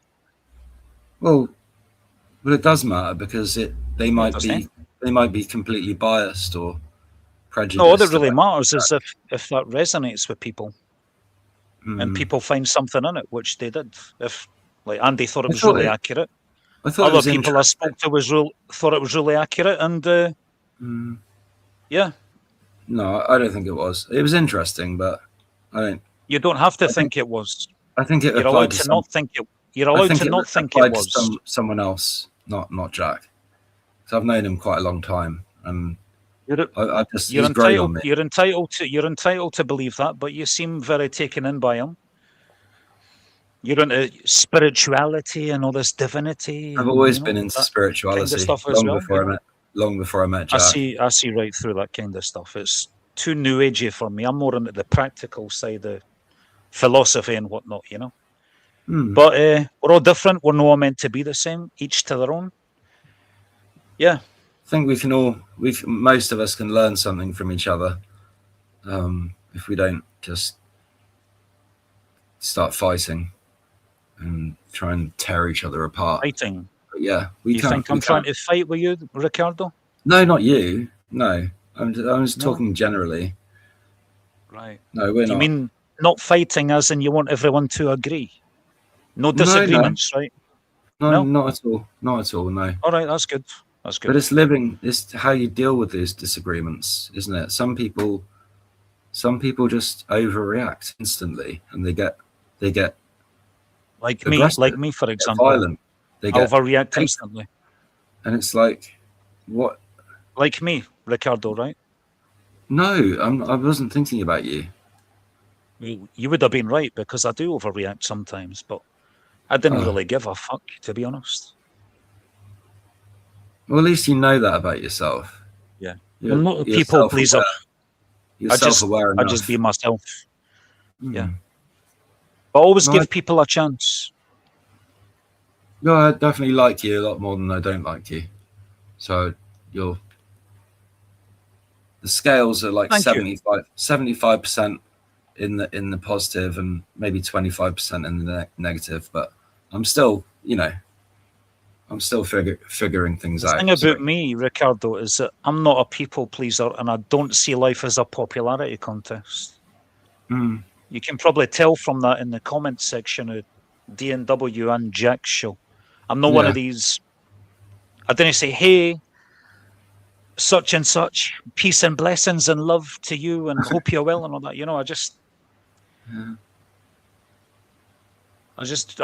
do me, and it is what it is. That's fair enough. I appreciate. I'll tell you what I do appreciate about you, Kenny, is and I've noticed this for a long time. At first you were just like I just thought you were a bit political, and I thought, oh God, another politically motivated, thing. But then you showed me that you had many different sides to you. You read some beautiful poetry. You read some philosophy. You sung some pretty great songs, which most people like everybody loved. And so you proved that you're more than just a one-trick pony, and I really appreciate your the way you're so versatile. Thanks. I think that's the word. Thank you. But yeah. So I may not agree with you about everything, but that doesn't mean we can't talk and be civil. Well, thank you. That's part of living in a democracy, being able to disagree with each other without hurling insults to each other and without resorting to violence, Yeah. I mean, take a look at what happened to Anne Widdecombe. Oh, that was awesome. Some far left overweight, long-haired communist decided to drive 300 miles and then batter her skull in 21 times with a hammer while she was eating her lunch in her kitchen. So it's just the extreme example of what happens when we don't talk to each other in a respectful manner in spite of our disagreements. Yeah. You know? You know, I've been guilty in the past. No one deserved that. What happened to her? Yeah. It's just awful, man. I've been guilty in the past at lashing out at people and taking things a bit personally, but at the end of the day, I do believe in free speech. As long as it's within the framework of the law, I don't believe that you should be allowed to openly support a prescribed terrorist organization, for example, or call for the deaths of Jews worldwide, that kind of thing, or incite racial violence. Or You're right, Kenny. Support genocide. I don't believe You're in that. right, Kenny. Free speech. You're right. Free speech doesn't mean speech without consequence. You can say what you like, but there will be consequences. What about that, Kenny? Without legal consequences, though. I mean, you can say what you like, but there will be consequences when you say the wrong thing. Kenny, one of the things about the poor old Anne Widdecombe and what happened to her is there have been a number of, politicians attacked in the UK now. I know she was an ex-politician, but, the point is it's happening quite frequently, isn't it? And it's absolutely atrocious. It's an attack on democracy. It's an attack on, everything decent. And it's going to make people perhaps hesitant to get involved in public life. I mean, it's already difficult enough to take that step for most people. But things like this are an absolute travesty. They really do damage the democratic process and make it more difficult for people to become politicians or actively involved in politics. I mean, who would want to be one? I mean, even look, whatever side of the fence you're on in relation to Nigel Farage, he has said he doesn't get enough security. I mean, I don't know, Kenny. It's rough, isn't it? I mean, there's always some nutter out there whose mind is going, TikTok, really intensely 24/7 because they got a bee in a bonnet about something. And I think we do need to protect our politicians, even when they're out of office, even when they've retired, even when they've lost their seat.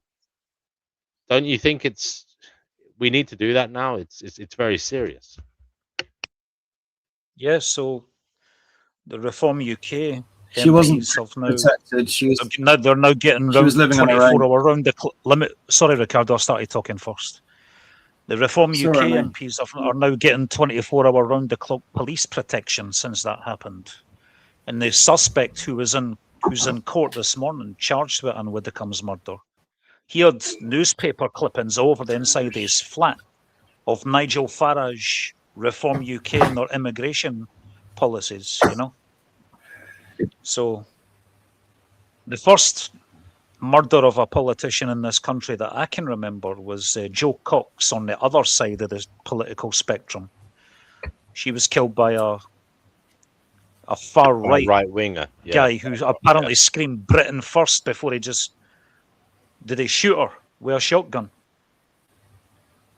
or stab her? I can't remember how. I think he might have shot her. Yeah. And then you had the Conservative MP David Amos, who was stabbed to death with a machete by an immigrant. So that was the last one, and that was the last member of Parliament that was killed. Although Anne Widdecombe, she wasn't a member of Parliament, she still held a position within Reform UK as a spokeswoman in one of their departments. Well, never mind the politicians. For a minute, how about all the innocent, just poor people who get murdered, or they get maybe, targeted for the wrong person, or like. Well, I think most murders generally the person knows the other person.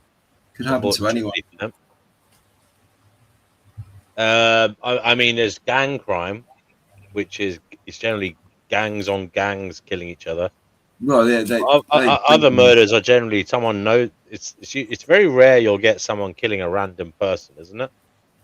Yeah, pretty rare.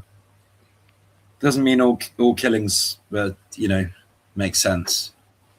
That's true. Well, I mean, you do get people. I mean, you get really sad cases when people have psychosis and they do crazy shit, and then they, when they come back to sanity, they regret it, and they feel terrible about what they've done.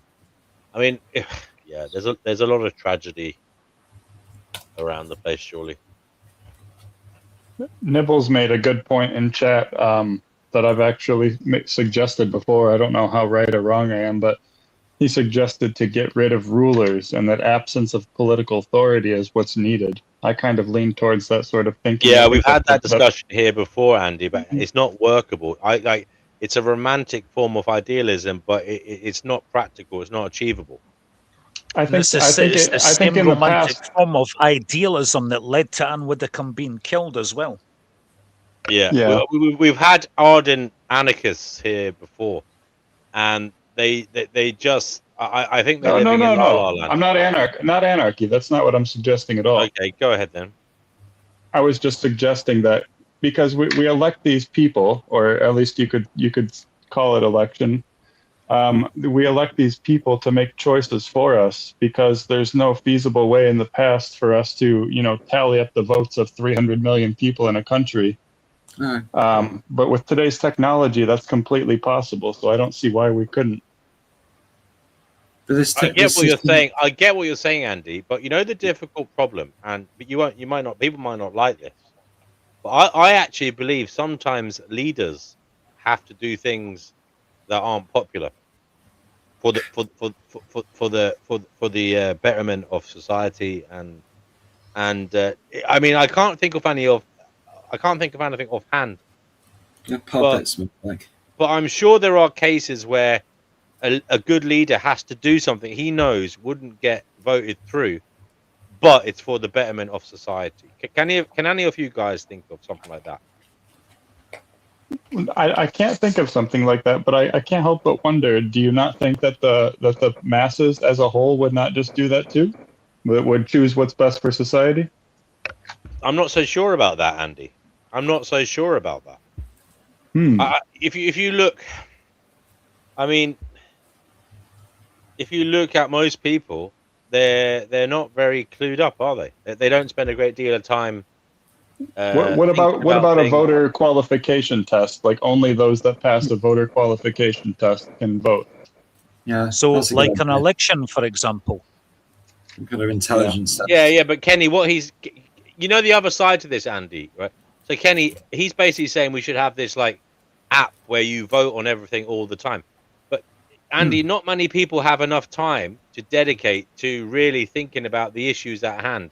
I mean, they might think about it when elections are coming up, but not on every single point of, every single bill, every single debate. They haven't got the time. That's why they elect politicians to do it for them. It's the politician's full-time job, and he has a team of advisors, and it takes up all their time thinking about it. Yeah, but they don't do it very well, do they? To say that the average citizen could spend time doing that as well, I think I don't think that's plausible, Andy. And the thing is, you do need to think about these things when you're voting on them because they are very important. I think we should be. I think we should really be. We should all be consulted on the major issues, at least. I think I've heard the Germans do it. They have doing Switzerland. They have a referendum in Switzerland on quite a lot of different issues. Yeah, I think that. But I think referendums are usually when there's something they want to change their constitution, right?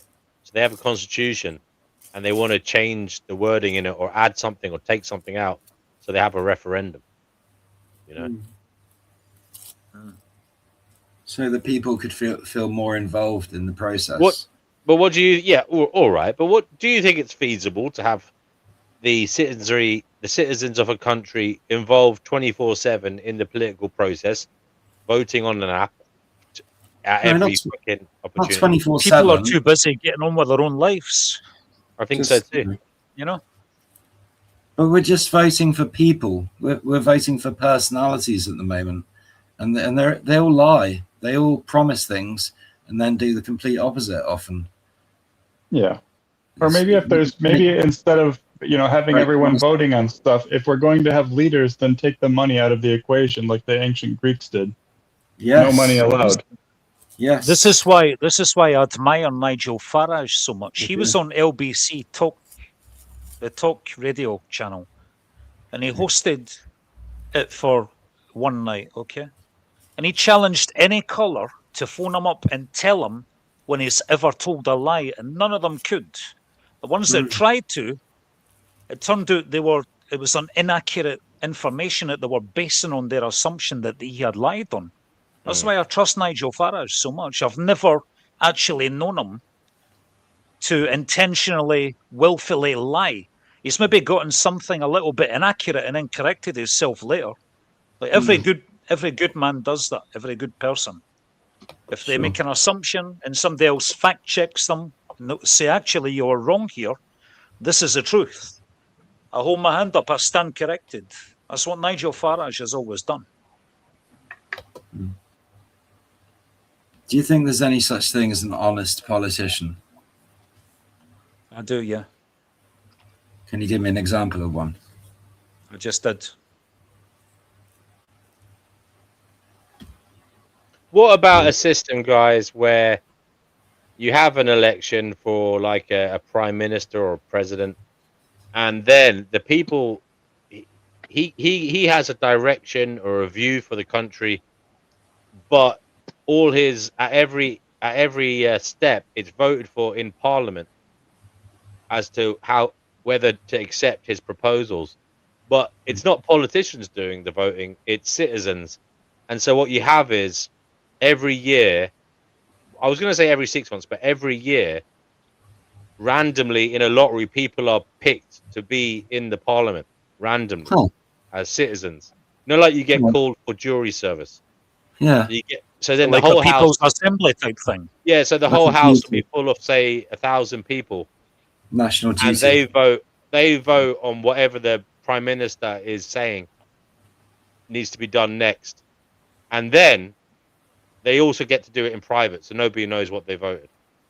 Right, but then you have lobbyists coming in and paying them money secretly to sway their vote. Oh. Yeah. No, you're right. But that happens anyway, Andy. Corruption. That's my whole point. That's why I don't think that politicians should have that much power, because they're corrupt. They're easily corrupted. Even if they're not corrupt, it's easy to corrupt somebody with enough money. Yeah. The way I look at it is that we're all corruptible in some way. Yeah. Like me, for example, I didn't pay my TV license. I'm effectively breaking the law by doing that. Because I still watch BBC iPlayer and it says you need a TV license to watch this stream. Bother. Do you have one? I click on yes. I gave up on the BBC a long time ago, dude. I didn't even bother. Yeah. There's one example. If I was a politician and I was in office and my expenses and my financial transaction history was being scrutinized, I'd be lambasted by the public for that. I think you should be. This is why I don't think that there should be any money involved in politics. I think that if you want to be in politics, you should have to make that sacrifice where you're not allowed to. Hold on, Andy. Then it becomes. It doesn't matter because people take the bribes illegally. You know the problem with that, Andy. Andy, if I may speak for a second, the problem with that is, it becomes the leisurely pursuit of the rich, or a pursuit of people who already have money. You don't need money, yeah. They don't need money, so then the poor man doesn't get a chance. You understand? Because the poor man needs to make money to feed his family, yeah? So what you'll end up getting is rich people who have overwhelming amounts of wealth going into politics because no one's getting paid. So they'll go in, and what they'll do then is obviously they'll try to address their own interests. And they won't care about anybody else's, and there won't That's be a good anybody point. in the there won't be anybody there to challenge them from the the lower Well, down socio-demographic levels. I agree with what you're saying, but the way that the ancient Greeks did it is that the people that were making political decisions, not only were they not allowed to earn money, they weren't allowed to own money at all. Well, I mean, you They weren't see, allowed to have. They weren't allowed to have Andy, relationships. They lived in. They Andy, lived away how from is that? society. What? I mean, you I'm can sorry. say you pretty don't own. You can say you don't own restricted money, but society. then you know that's perhaps even more dangerous, Andy, because a man without money has zero power in the world today, other than his political power. So he will be using that instead of money, because he won't have any, to garner favor from others. And he may become easily bent because he has no money. So he may get the rich lobbying and trying to seduce him to do this or that, and he'll be easily swayed because again he won't have any money. We do Okay, need I've got money an in this idea. world. Andy. I've got an idea, DNW. How about, I've had this for a long time. How about we only pay the politicians a living wage, like minimum wage? But then you have the problem of lobbying. People are just going to come in secretly and pay you millions of dollars to vote the way that they want you to vote. I thought that was illegal. It is illegal, but it still happens. Surely it's going to come through your bank account. It's not going to be unnoticed by the bank. No, Yeah, maybe like sometimes these offshore things accounts. don't appear. Sometimes these things don't appear till years later. Like after their political career is over, they'll be given like a cushy role in the corporate world where they don't even have to work. They just maybe do 2 hours of advice and get paid like $300,000 or something, a year. Or it could be large amounts of cash in brown envelopes, so nobody would know. Right. That's a good point. Anyway. I think that I just thought about this. Even if you do remove money from the equation, though, the power is still there, and people are just as hungry for power as they are money. The influence. Do you think that there's a possibility that, some people say this. I don't know. I'm skeptical. But some people say in the future we'll have a kind of AI governance running things, and then there will be like citizens kind of voting and having input, but there will be like an AI leader. Do you think that will ever happen? I genuinely do, but I think it's just as easily corruptible. Yeah. Well, the problem is who's programming it, right? What values does it have, and who gave them to it? Hey, if we can't trust the humans, we certainly can't trust AI. That's how I feel. I remember reading Albania has an artificially intelligent member of parliament, right? At least it did have. Does it? Yeah. It's crazy. Could we maybe watch a little video about it? Yeah. That'd be interesting. I'd like to delve into the subject of DEI and why it doesn't work and why it's bad for everyone. What is that acronym? DEI. Diversity, equity, equality, and inclusion. Equity and inclusion. Bullshit. Yeah. Buzzwords. No, right now, but another show. It sounds good on its face, but I mean, I assume like everything, it has issues. Also, interestingly, it's an acronym. It's an acronym for die. Yeah. DEI means people die. Yeah. It's just after the conversation I had with Joe Cool last night, it made me want to delve deeper into that subject. Yeah. So, yeah. It's only a thing in America, I think. Maybe Canada too. No, DEI is over here in the UK as well. Is it? Oh yeah. Have we adopted? Have you not been to your local Tesco or fucking politicians, McDonald's or Sainsbury's? Mm-hmm. What about it? What's happening? Well, other ones in London, it's like walking into a shop in Pakistan or Bangladesh. Oh, Literally. all the staff are Indian. Here we go. This is about Pakistani, Albania. Indian, Bangladeshi. Definitely not all of In them. the future of everything from weather and natural disaster monitoring to policy advising and clerical automation, artificial intelligence is quietly reshaping how governments operate. But while most countries are keeping AI behind the scenes, one nation just gave it a seat at the table. So we got an AI minister, wait, like a human minister for AI in your country, right? No, like an actual AI as a minister. Our AI overlords are here right now, and they're in Albania. She's going to be in charge of public procurement and trying to stamp out corruption. It doesn't have an ego. It makes fewer mistakes. It doesn't take a salary. That's the future we're living in? A minister clanker? Hey, don't you dare say that. That's our minister you're talking about. And Garrett DeVink joins us now, tech reporter for the Washington Post. So Garrett, what exactly does this AI minister do, and what sort of decisions ultimately are we expecting it to make? I mean, that's a good question. So Albania, they have announced that they now have this AI minister who will be in charge of procurement. So, this is something in a lot of countries, including Albania, has been, a place where corruption has happened when governments spend money. Sometimes the deal goes to someone who might have, a cousin, a brother in the government. And so the government said, if we just put an AI in charge of all that, we won't have that kind of corruption anymore. But, it's unclear exactly how this is going to work. I don't think that this AI is, in charge of the public treasury, going to be actually signing the checks. So I do think that, corruption could still be a problem here, regardless of the AI branding around it. So in terms of how this would work, right, and there's the potential that some of this is maybe, I don't know if gimmick is the right word, but maybe there is a messaging effort here as well. That often is the case in politics, right? But in theory, if this were to be really moving forward in a serious fashion and something were to go wrong, who would be responsible? Is there going to be a person who actually oversees this and or is working day to day on how it deals with input?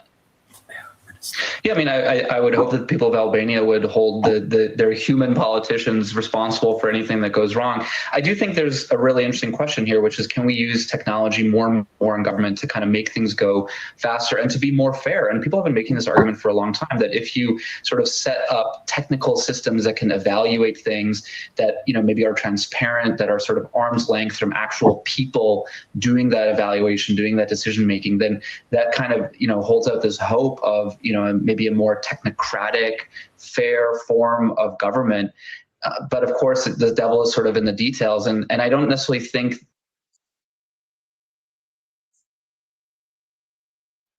Why does she have one of her eyes closed? Have you noticed that in all the images? No. That's a little bit like Illuminati shit. I'm not into that, but that's always what they say that the Illuminati do. The New World Order people, one eye is open, one eye is shut. Anyway, Interesting. I didn't know that. Either that the technology is there yet. You can't take even the most advanced AI model that we have right now and say, hey, go, make this complicated decision for an entire country. You can say you want to do it, but the technology is not quite there yet. And so people still need to be involved in making the final decision and kind of tweaking the AI. And of course, that's where you have, human error, human bias, et cetera, et cetera.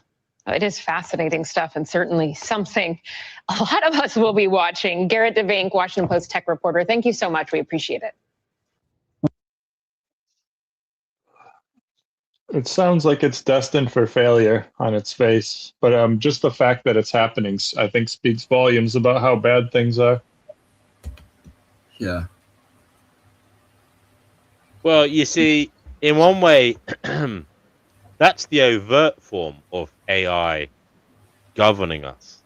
But the sad reality is they're probably using AI behind the scenes to make decisions and run things, without us knowing. Without a doubt. I worry about that all the time. I mean, that's just an example where we're seeing it, overtly. But as I said, behind the scenes, there's probably AI all over the shop.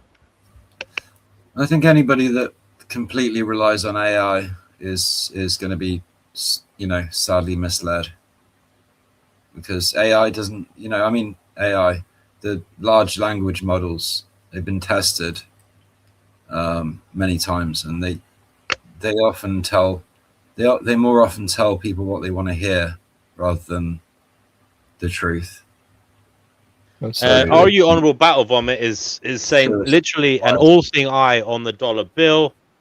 Yeah, I mean, look, that was a little bit weird that she had one eye closed and one eye opened on the government. Like, I mean, look, it was a bit weird, wasn't it? Maybe it's like a happy wink. Well, like an old winking people generally? Sometimes people wink when they're deceiving you, or when they're lying, or okay, so in like, I know this is Albania, but like in the United States, old people wink to just be like, "Hey there." Yeah, I know. People wink to say hello, and like they don't want to make it. Say you're walking down the street, and you're with somebody, and they don't, they might wink at you to kind of, not to make it like too much of a scene or whatever. But and Buddy Jesus. Do you remember Buddy Jesus from from Dogma? Dogma. Yeah. That's a really cool Jesus archetype, and he was grinning, winking, and doing like a. Noah the Great says AI already runs our media, and I still am holding out for RU honorable battle vomit to come on here one day. The golden calf. One day they will come on here. Emily, you came on and then you left. I don't know what happened there. Yeah, we saw you also briefly, Emily. There's a flash in the pan. Kenny is deep in the reading zone. What do you suggest about corruption? I'm just what do you checking the suggest latest for stories corruption? on Sky News. Okay, Kenny. He's always feeding his head. Kenny, can we look forward to any more reports in the field in the future? Because we do enjoy that when you go out on the town and send back video evidence of what is occurring out there. Sure, of course. If I happen to be in central London while you're doing a live stream, then yeah. But most of the time, by the time you've started your live stream, I'm back home. So yeah. And Kenny, would you? I don't suppose you would mind if I make a special request. And I mean, sure. But I've noticed you because I've noticed you fly the USA flag quite a lot, but I've never seen you fly the Scottish flag, and that's where you're from, isn't it? Right. So that's just my wish, to see you just proudly fly the Scottish flag just one time. Really, really big one behind you, just flapping in the wind, like yeah. The reason I don't, I'd love that, is because there's nothing politically contentious about the Scottish flag. But in London, there's so many people that hate the American flag, and there's so many American tourists in central London. So I'm going to get both negative and positive feedback. But I was really surprised the last time I done the live stream. It was on the 4th of July, the 250th anniversary. And I was right next to the Pride March. But I got so much positive feedback for people coming standing next to me. You seen that DNW, didn't you? People wanted to get a photograph taken holding the Yes, you flag. you didn't have one single negative reaction. It was just A couple of people shouted, "Fuck Trump." But the camera wasn't the microphone wasn't sensitive enough to pick that up. So you never heard it, but I did. I suppose it's most of the feedback. Most of the feedback was positive. I suppose it's kind of infantile to look at an American flag and just think of Donald Trump. I mean, America is so much more than Donald Trump, isn't it? Of course. Correct. Correct. And that's the point I made to Mike Graham on my podcast. Yeah. I'll be right back, guys.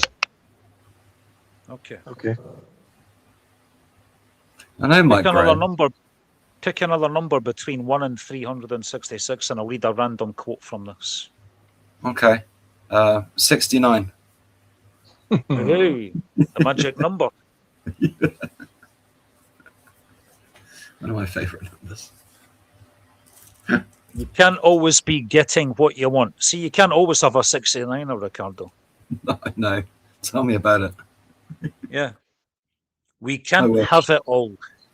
It's the mantra of our modern lives. Work, family, purpose, success, leisure time. We want all of this at the same time, right now, to boot. In Greece, the lecture hall was a leisure centre where students contemplating the higher things, the good, true, and beautiful, for the purpose of living a better life. It was about prioritization, about questioning the priorities of the outside world. Today, we're far too busy getting things, just like kids jamming their head down a jar of goodies, to do much of this questioning. Don't set your heart on so many things, says Epictetus. Focus, prioritize, change your mind and ask, do I need this thing? What will happen if I do not get it? Can I make do without it? The answer to these questions will help you relax, help you cut out all the needless things that make you busy, too busy to be balanced or happy. Yeah, so next that one one resonates with me. Yeah, I felt that one. I've been dealing that point about what will I do without this thing? Do I need it? That's something I've been battling with right now. I found that really relatable. Yeah, there's a great documentary on YouTube about minimalism, and I found minimalism to be really, really helpful at decluttering my mind and just relaxing and being in the moment. And it does sound like a good idea. Yeah, but I'm more of a hoarder. I like stuff. I've got stuff everywhere, and I like it. It makes me feel comfortable, and right. Just knowing that I have things, and it's they're useful. I don't just keep shit around for no reason. But some of it's stuff for the future. Some of it's memories from the past, represents that, and some of it's just stuff I need in the present. Like a cup or a phone or a book or whatever. I was more or less thinking about things like drugs or alcohol or pornography or masturbation. Those are the things that I've vices. When it said, go ahead. Destructive vices. Exactly, vices. Yeah, I thought of vices when it made that comment because I've been focusing on my addictions lately, and that's the exact sort of thought process that was going through my head. Like, why am I even doing this? Like, what is life going to be like if I stop smoking weed or drinking alcohol or smoking cigarettes? I think you feel like there's no life without it. Maybe, but I just think a lot of this stuff is like, I just think moderation, and even pornography or masturbation or smoking weed or playing computer games. I think as long as it's in moderation, you're right. I think it's okay. It's not as late. Labeling I don't have things the ability. as evil. I don't have the ability to regulate that, though. I always just go off the deep end. Yeah.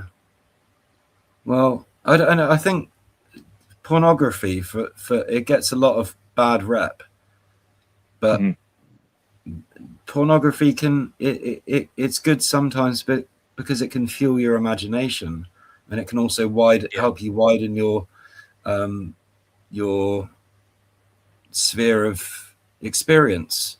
So I found out about a few fetishes I didn't even know about before I looked at some, through some porn sites, just looking for something a bit different, a bit interesting.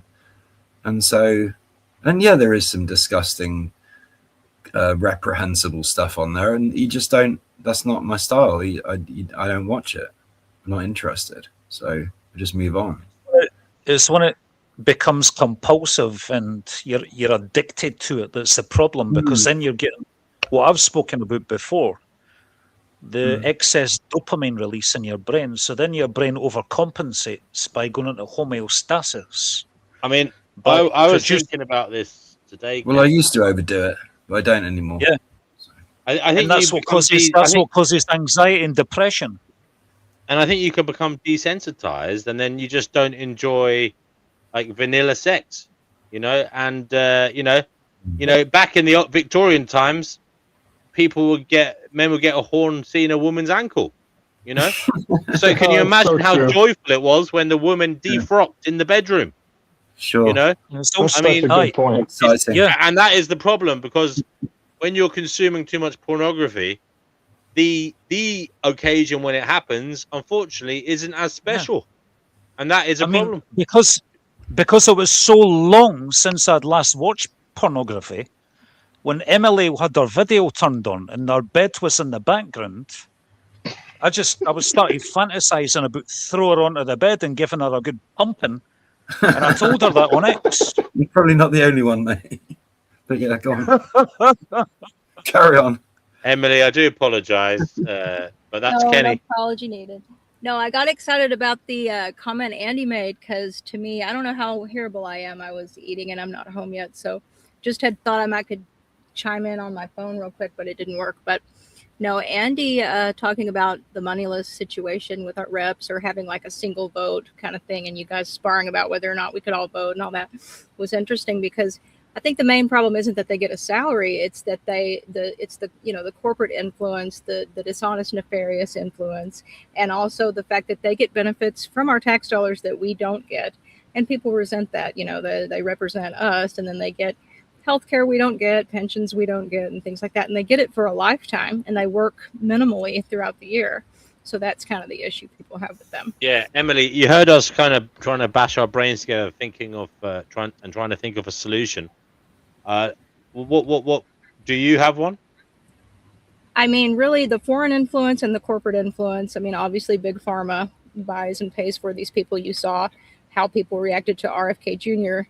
in those hearings. I know people have different opinions on that, but I think that's a good example of people just simply representing who paid them the most. And that's the issue with the money, not money itself. Thank you, Emily. Emily, are you going to be able to stick around for a bit, or are you? I could stick around for a little bit.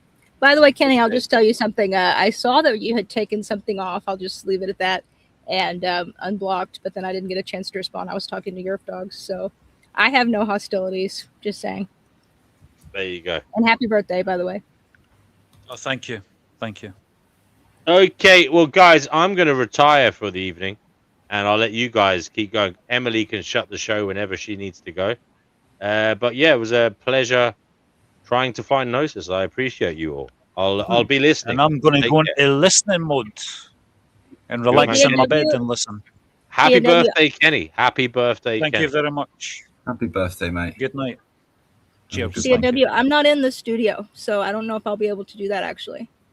Okay, like, I'm no not worries. in the main studio. I could maybe Well, get I'll into tell it. you what then. We'll because you've come on, we'll wait another 10 or so minutes. And we'll wait another 10 or so minutes, let Emily have a chance to say something.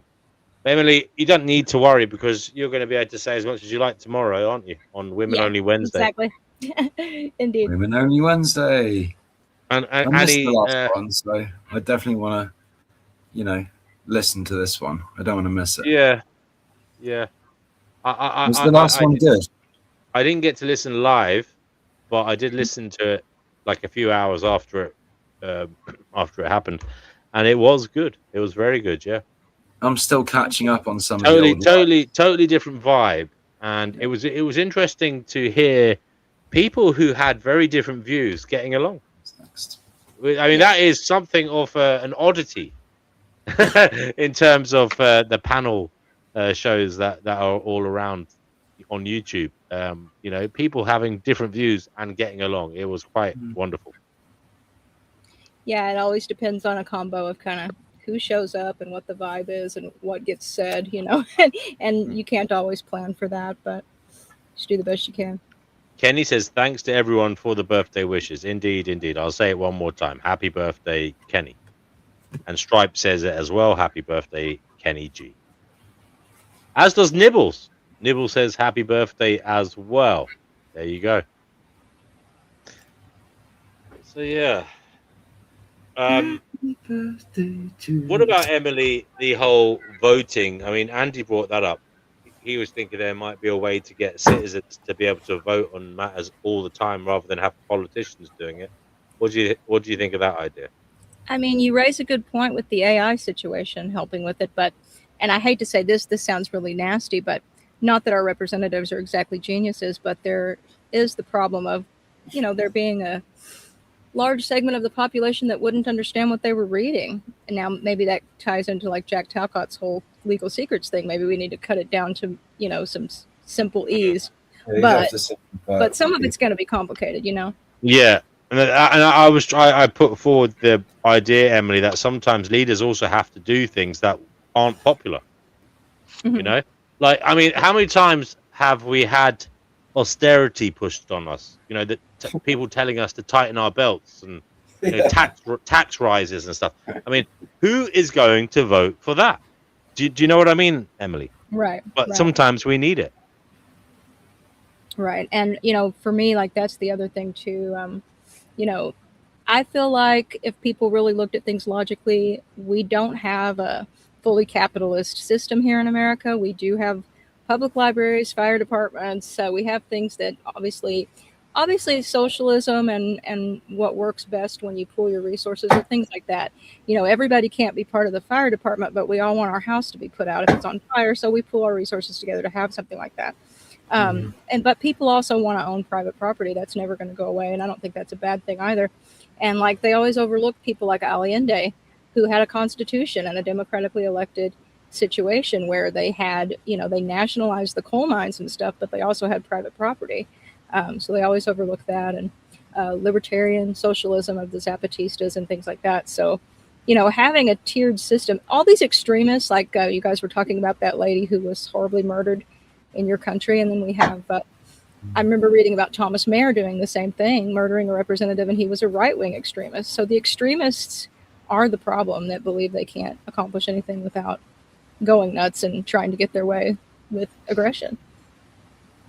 I agree. And I think that not only are extremists the problem, but another part of the problem is that these extremist groups represent a very small portion of the right and left. Like far right extremists represent a very small portion of the people on the right. But they're being portrayed as if the entire right is far right extremist and the entire left is far left extremist. Right. As like a propagandistic tool to turn each other against one another. Especially in this country. Yeah. Noah says, live it up, Kenny. Best wishes to Kenny on his birthday. Amen. Have an orgy on us. Yeah. Rock and roll. Okay, guys. I suppose we can leave it there. All right. That's cool. Do you want to do your closing remarks? Andy, I'll let you go first. All right. I just want to say thanks for having me on. It was a pleasure talking, and I'll see you guys tomorrow at the Women's Only panel. Take care. Nice one, Andy. Great to have you here, brother. Bye, Ricardo, go ahead. Yeah, pretty much echo everything Andy just said. And he's not new. He was pretending to be innocent earlier. I know. I think I know who he is. I recognize his voice from other panels and stuff. But it's cool. He's a really cool guy.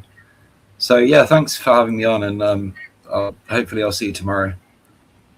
Indeed, looking forward to the Women's Only special. Great stuff, Cheers. Ricardo. Cheers, Ricardo, brother. And well done on the singing, mate. That was brave. You know what? He's done it a few times. He's Thanks. sung on Yeah, the show. I did. You do have a good voice. Thank you, dude. I recently performed at an open mic. Wow. Across town, and it wasn't that busy with people, but I did get some really, really nice comments from one couple. Oh, that's good, brother. So congratulations. It went really well. Congratulations. Emily, your Indeed. closing remarks, darling. I know you just arrived a short time ago. Yeah, sorry. I just was going to pop in and make a couple comments. I would have been happy to run it longer, but I'm not even home. I was just eating. That's okay. But That's yeah, okay. I appreciate you entrusting me with that, and it's been a great experience. And we already have a couple things planned tomorrow with a couple of the ladies. So, and then the guys showing up will be really fun. Andy's always great to talk to, and everybody else is as well. So it should be great. Wow, the ladies have something planned. I don't know. I don't know whether I should be excited or worried, but I'm definitely going to Don't watch. worry. Don't worry. No, I'm only joking. I'm not going to worry. I know you're all lovely ladies. So yes, we will be there, and we will be listening to what the ladies have to say, and I'm sure it will be remarkable. So looking forward to that. Women Only Wednesdays here on the Finding Gnosis channel here on YouTube. Okay, Emily, we'll see you then. Thank you for coming again tonight. Thank And you, thank everyone. you to everybody who turned up in the live chat and who joined us on the panel. It is what it is because of you guys. So thank you for playing your part. And for those of you who haven't been on here yet, there's always next time. There's always next time. And I hope you summon the courage to come on here, because a lot of you have spent enough time in the live chat now to be regulars. And it's just a crying shame that you don't make the next step and become a vocal participant. I hope you make that decision next time and come on and talk too. Okay, everybody. Crystal, lovely to see you. Noah, good night, brother. Nibbles, take care. Pamela, good to see you. Your Karma, nice to see you. Andy, yes, please do hit the like on the way out. He says, or he'll steal your spouse. Good night, Pamela. Hello, and goodbye to everybody. Kenny, again, happy birthday. Stripe, good to see you. Next time, guys, is tomorrow. Be there or be square. Take care. Bye bye.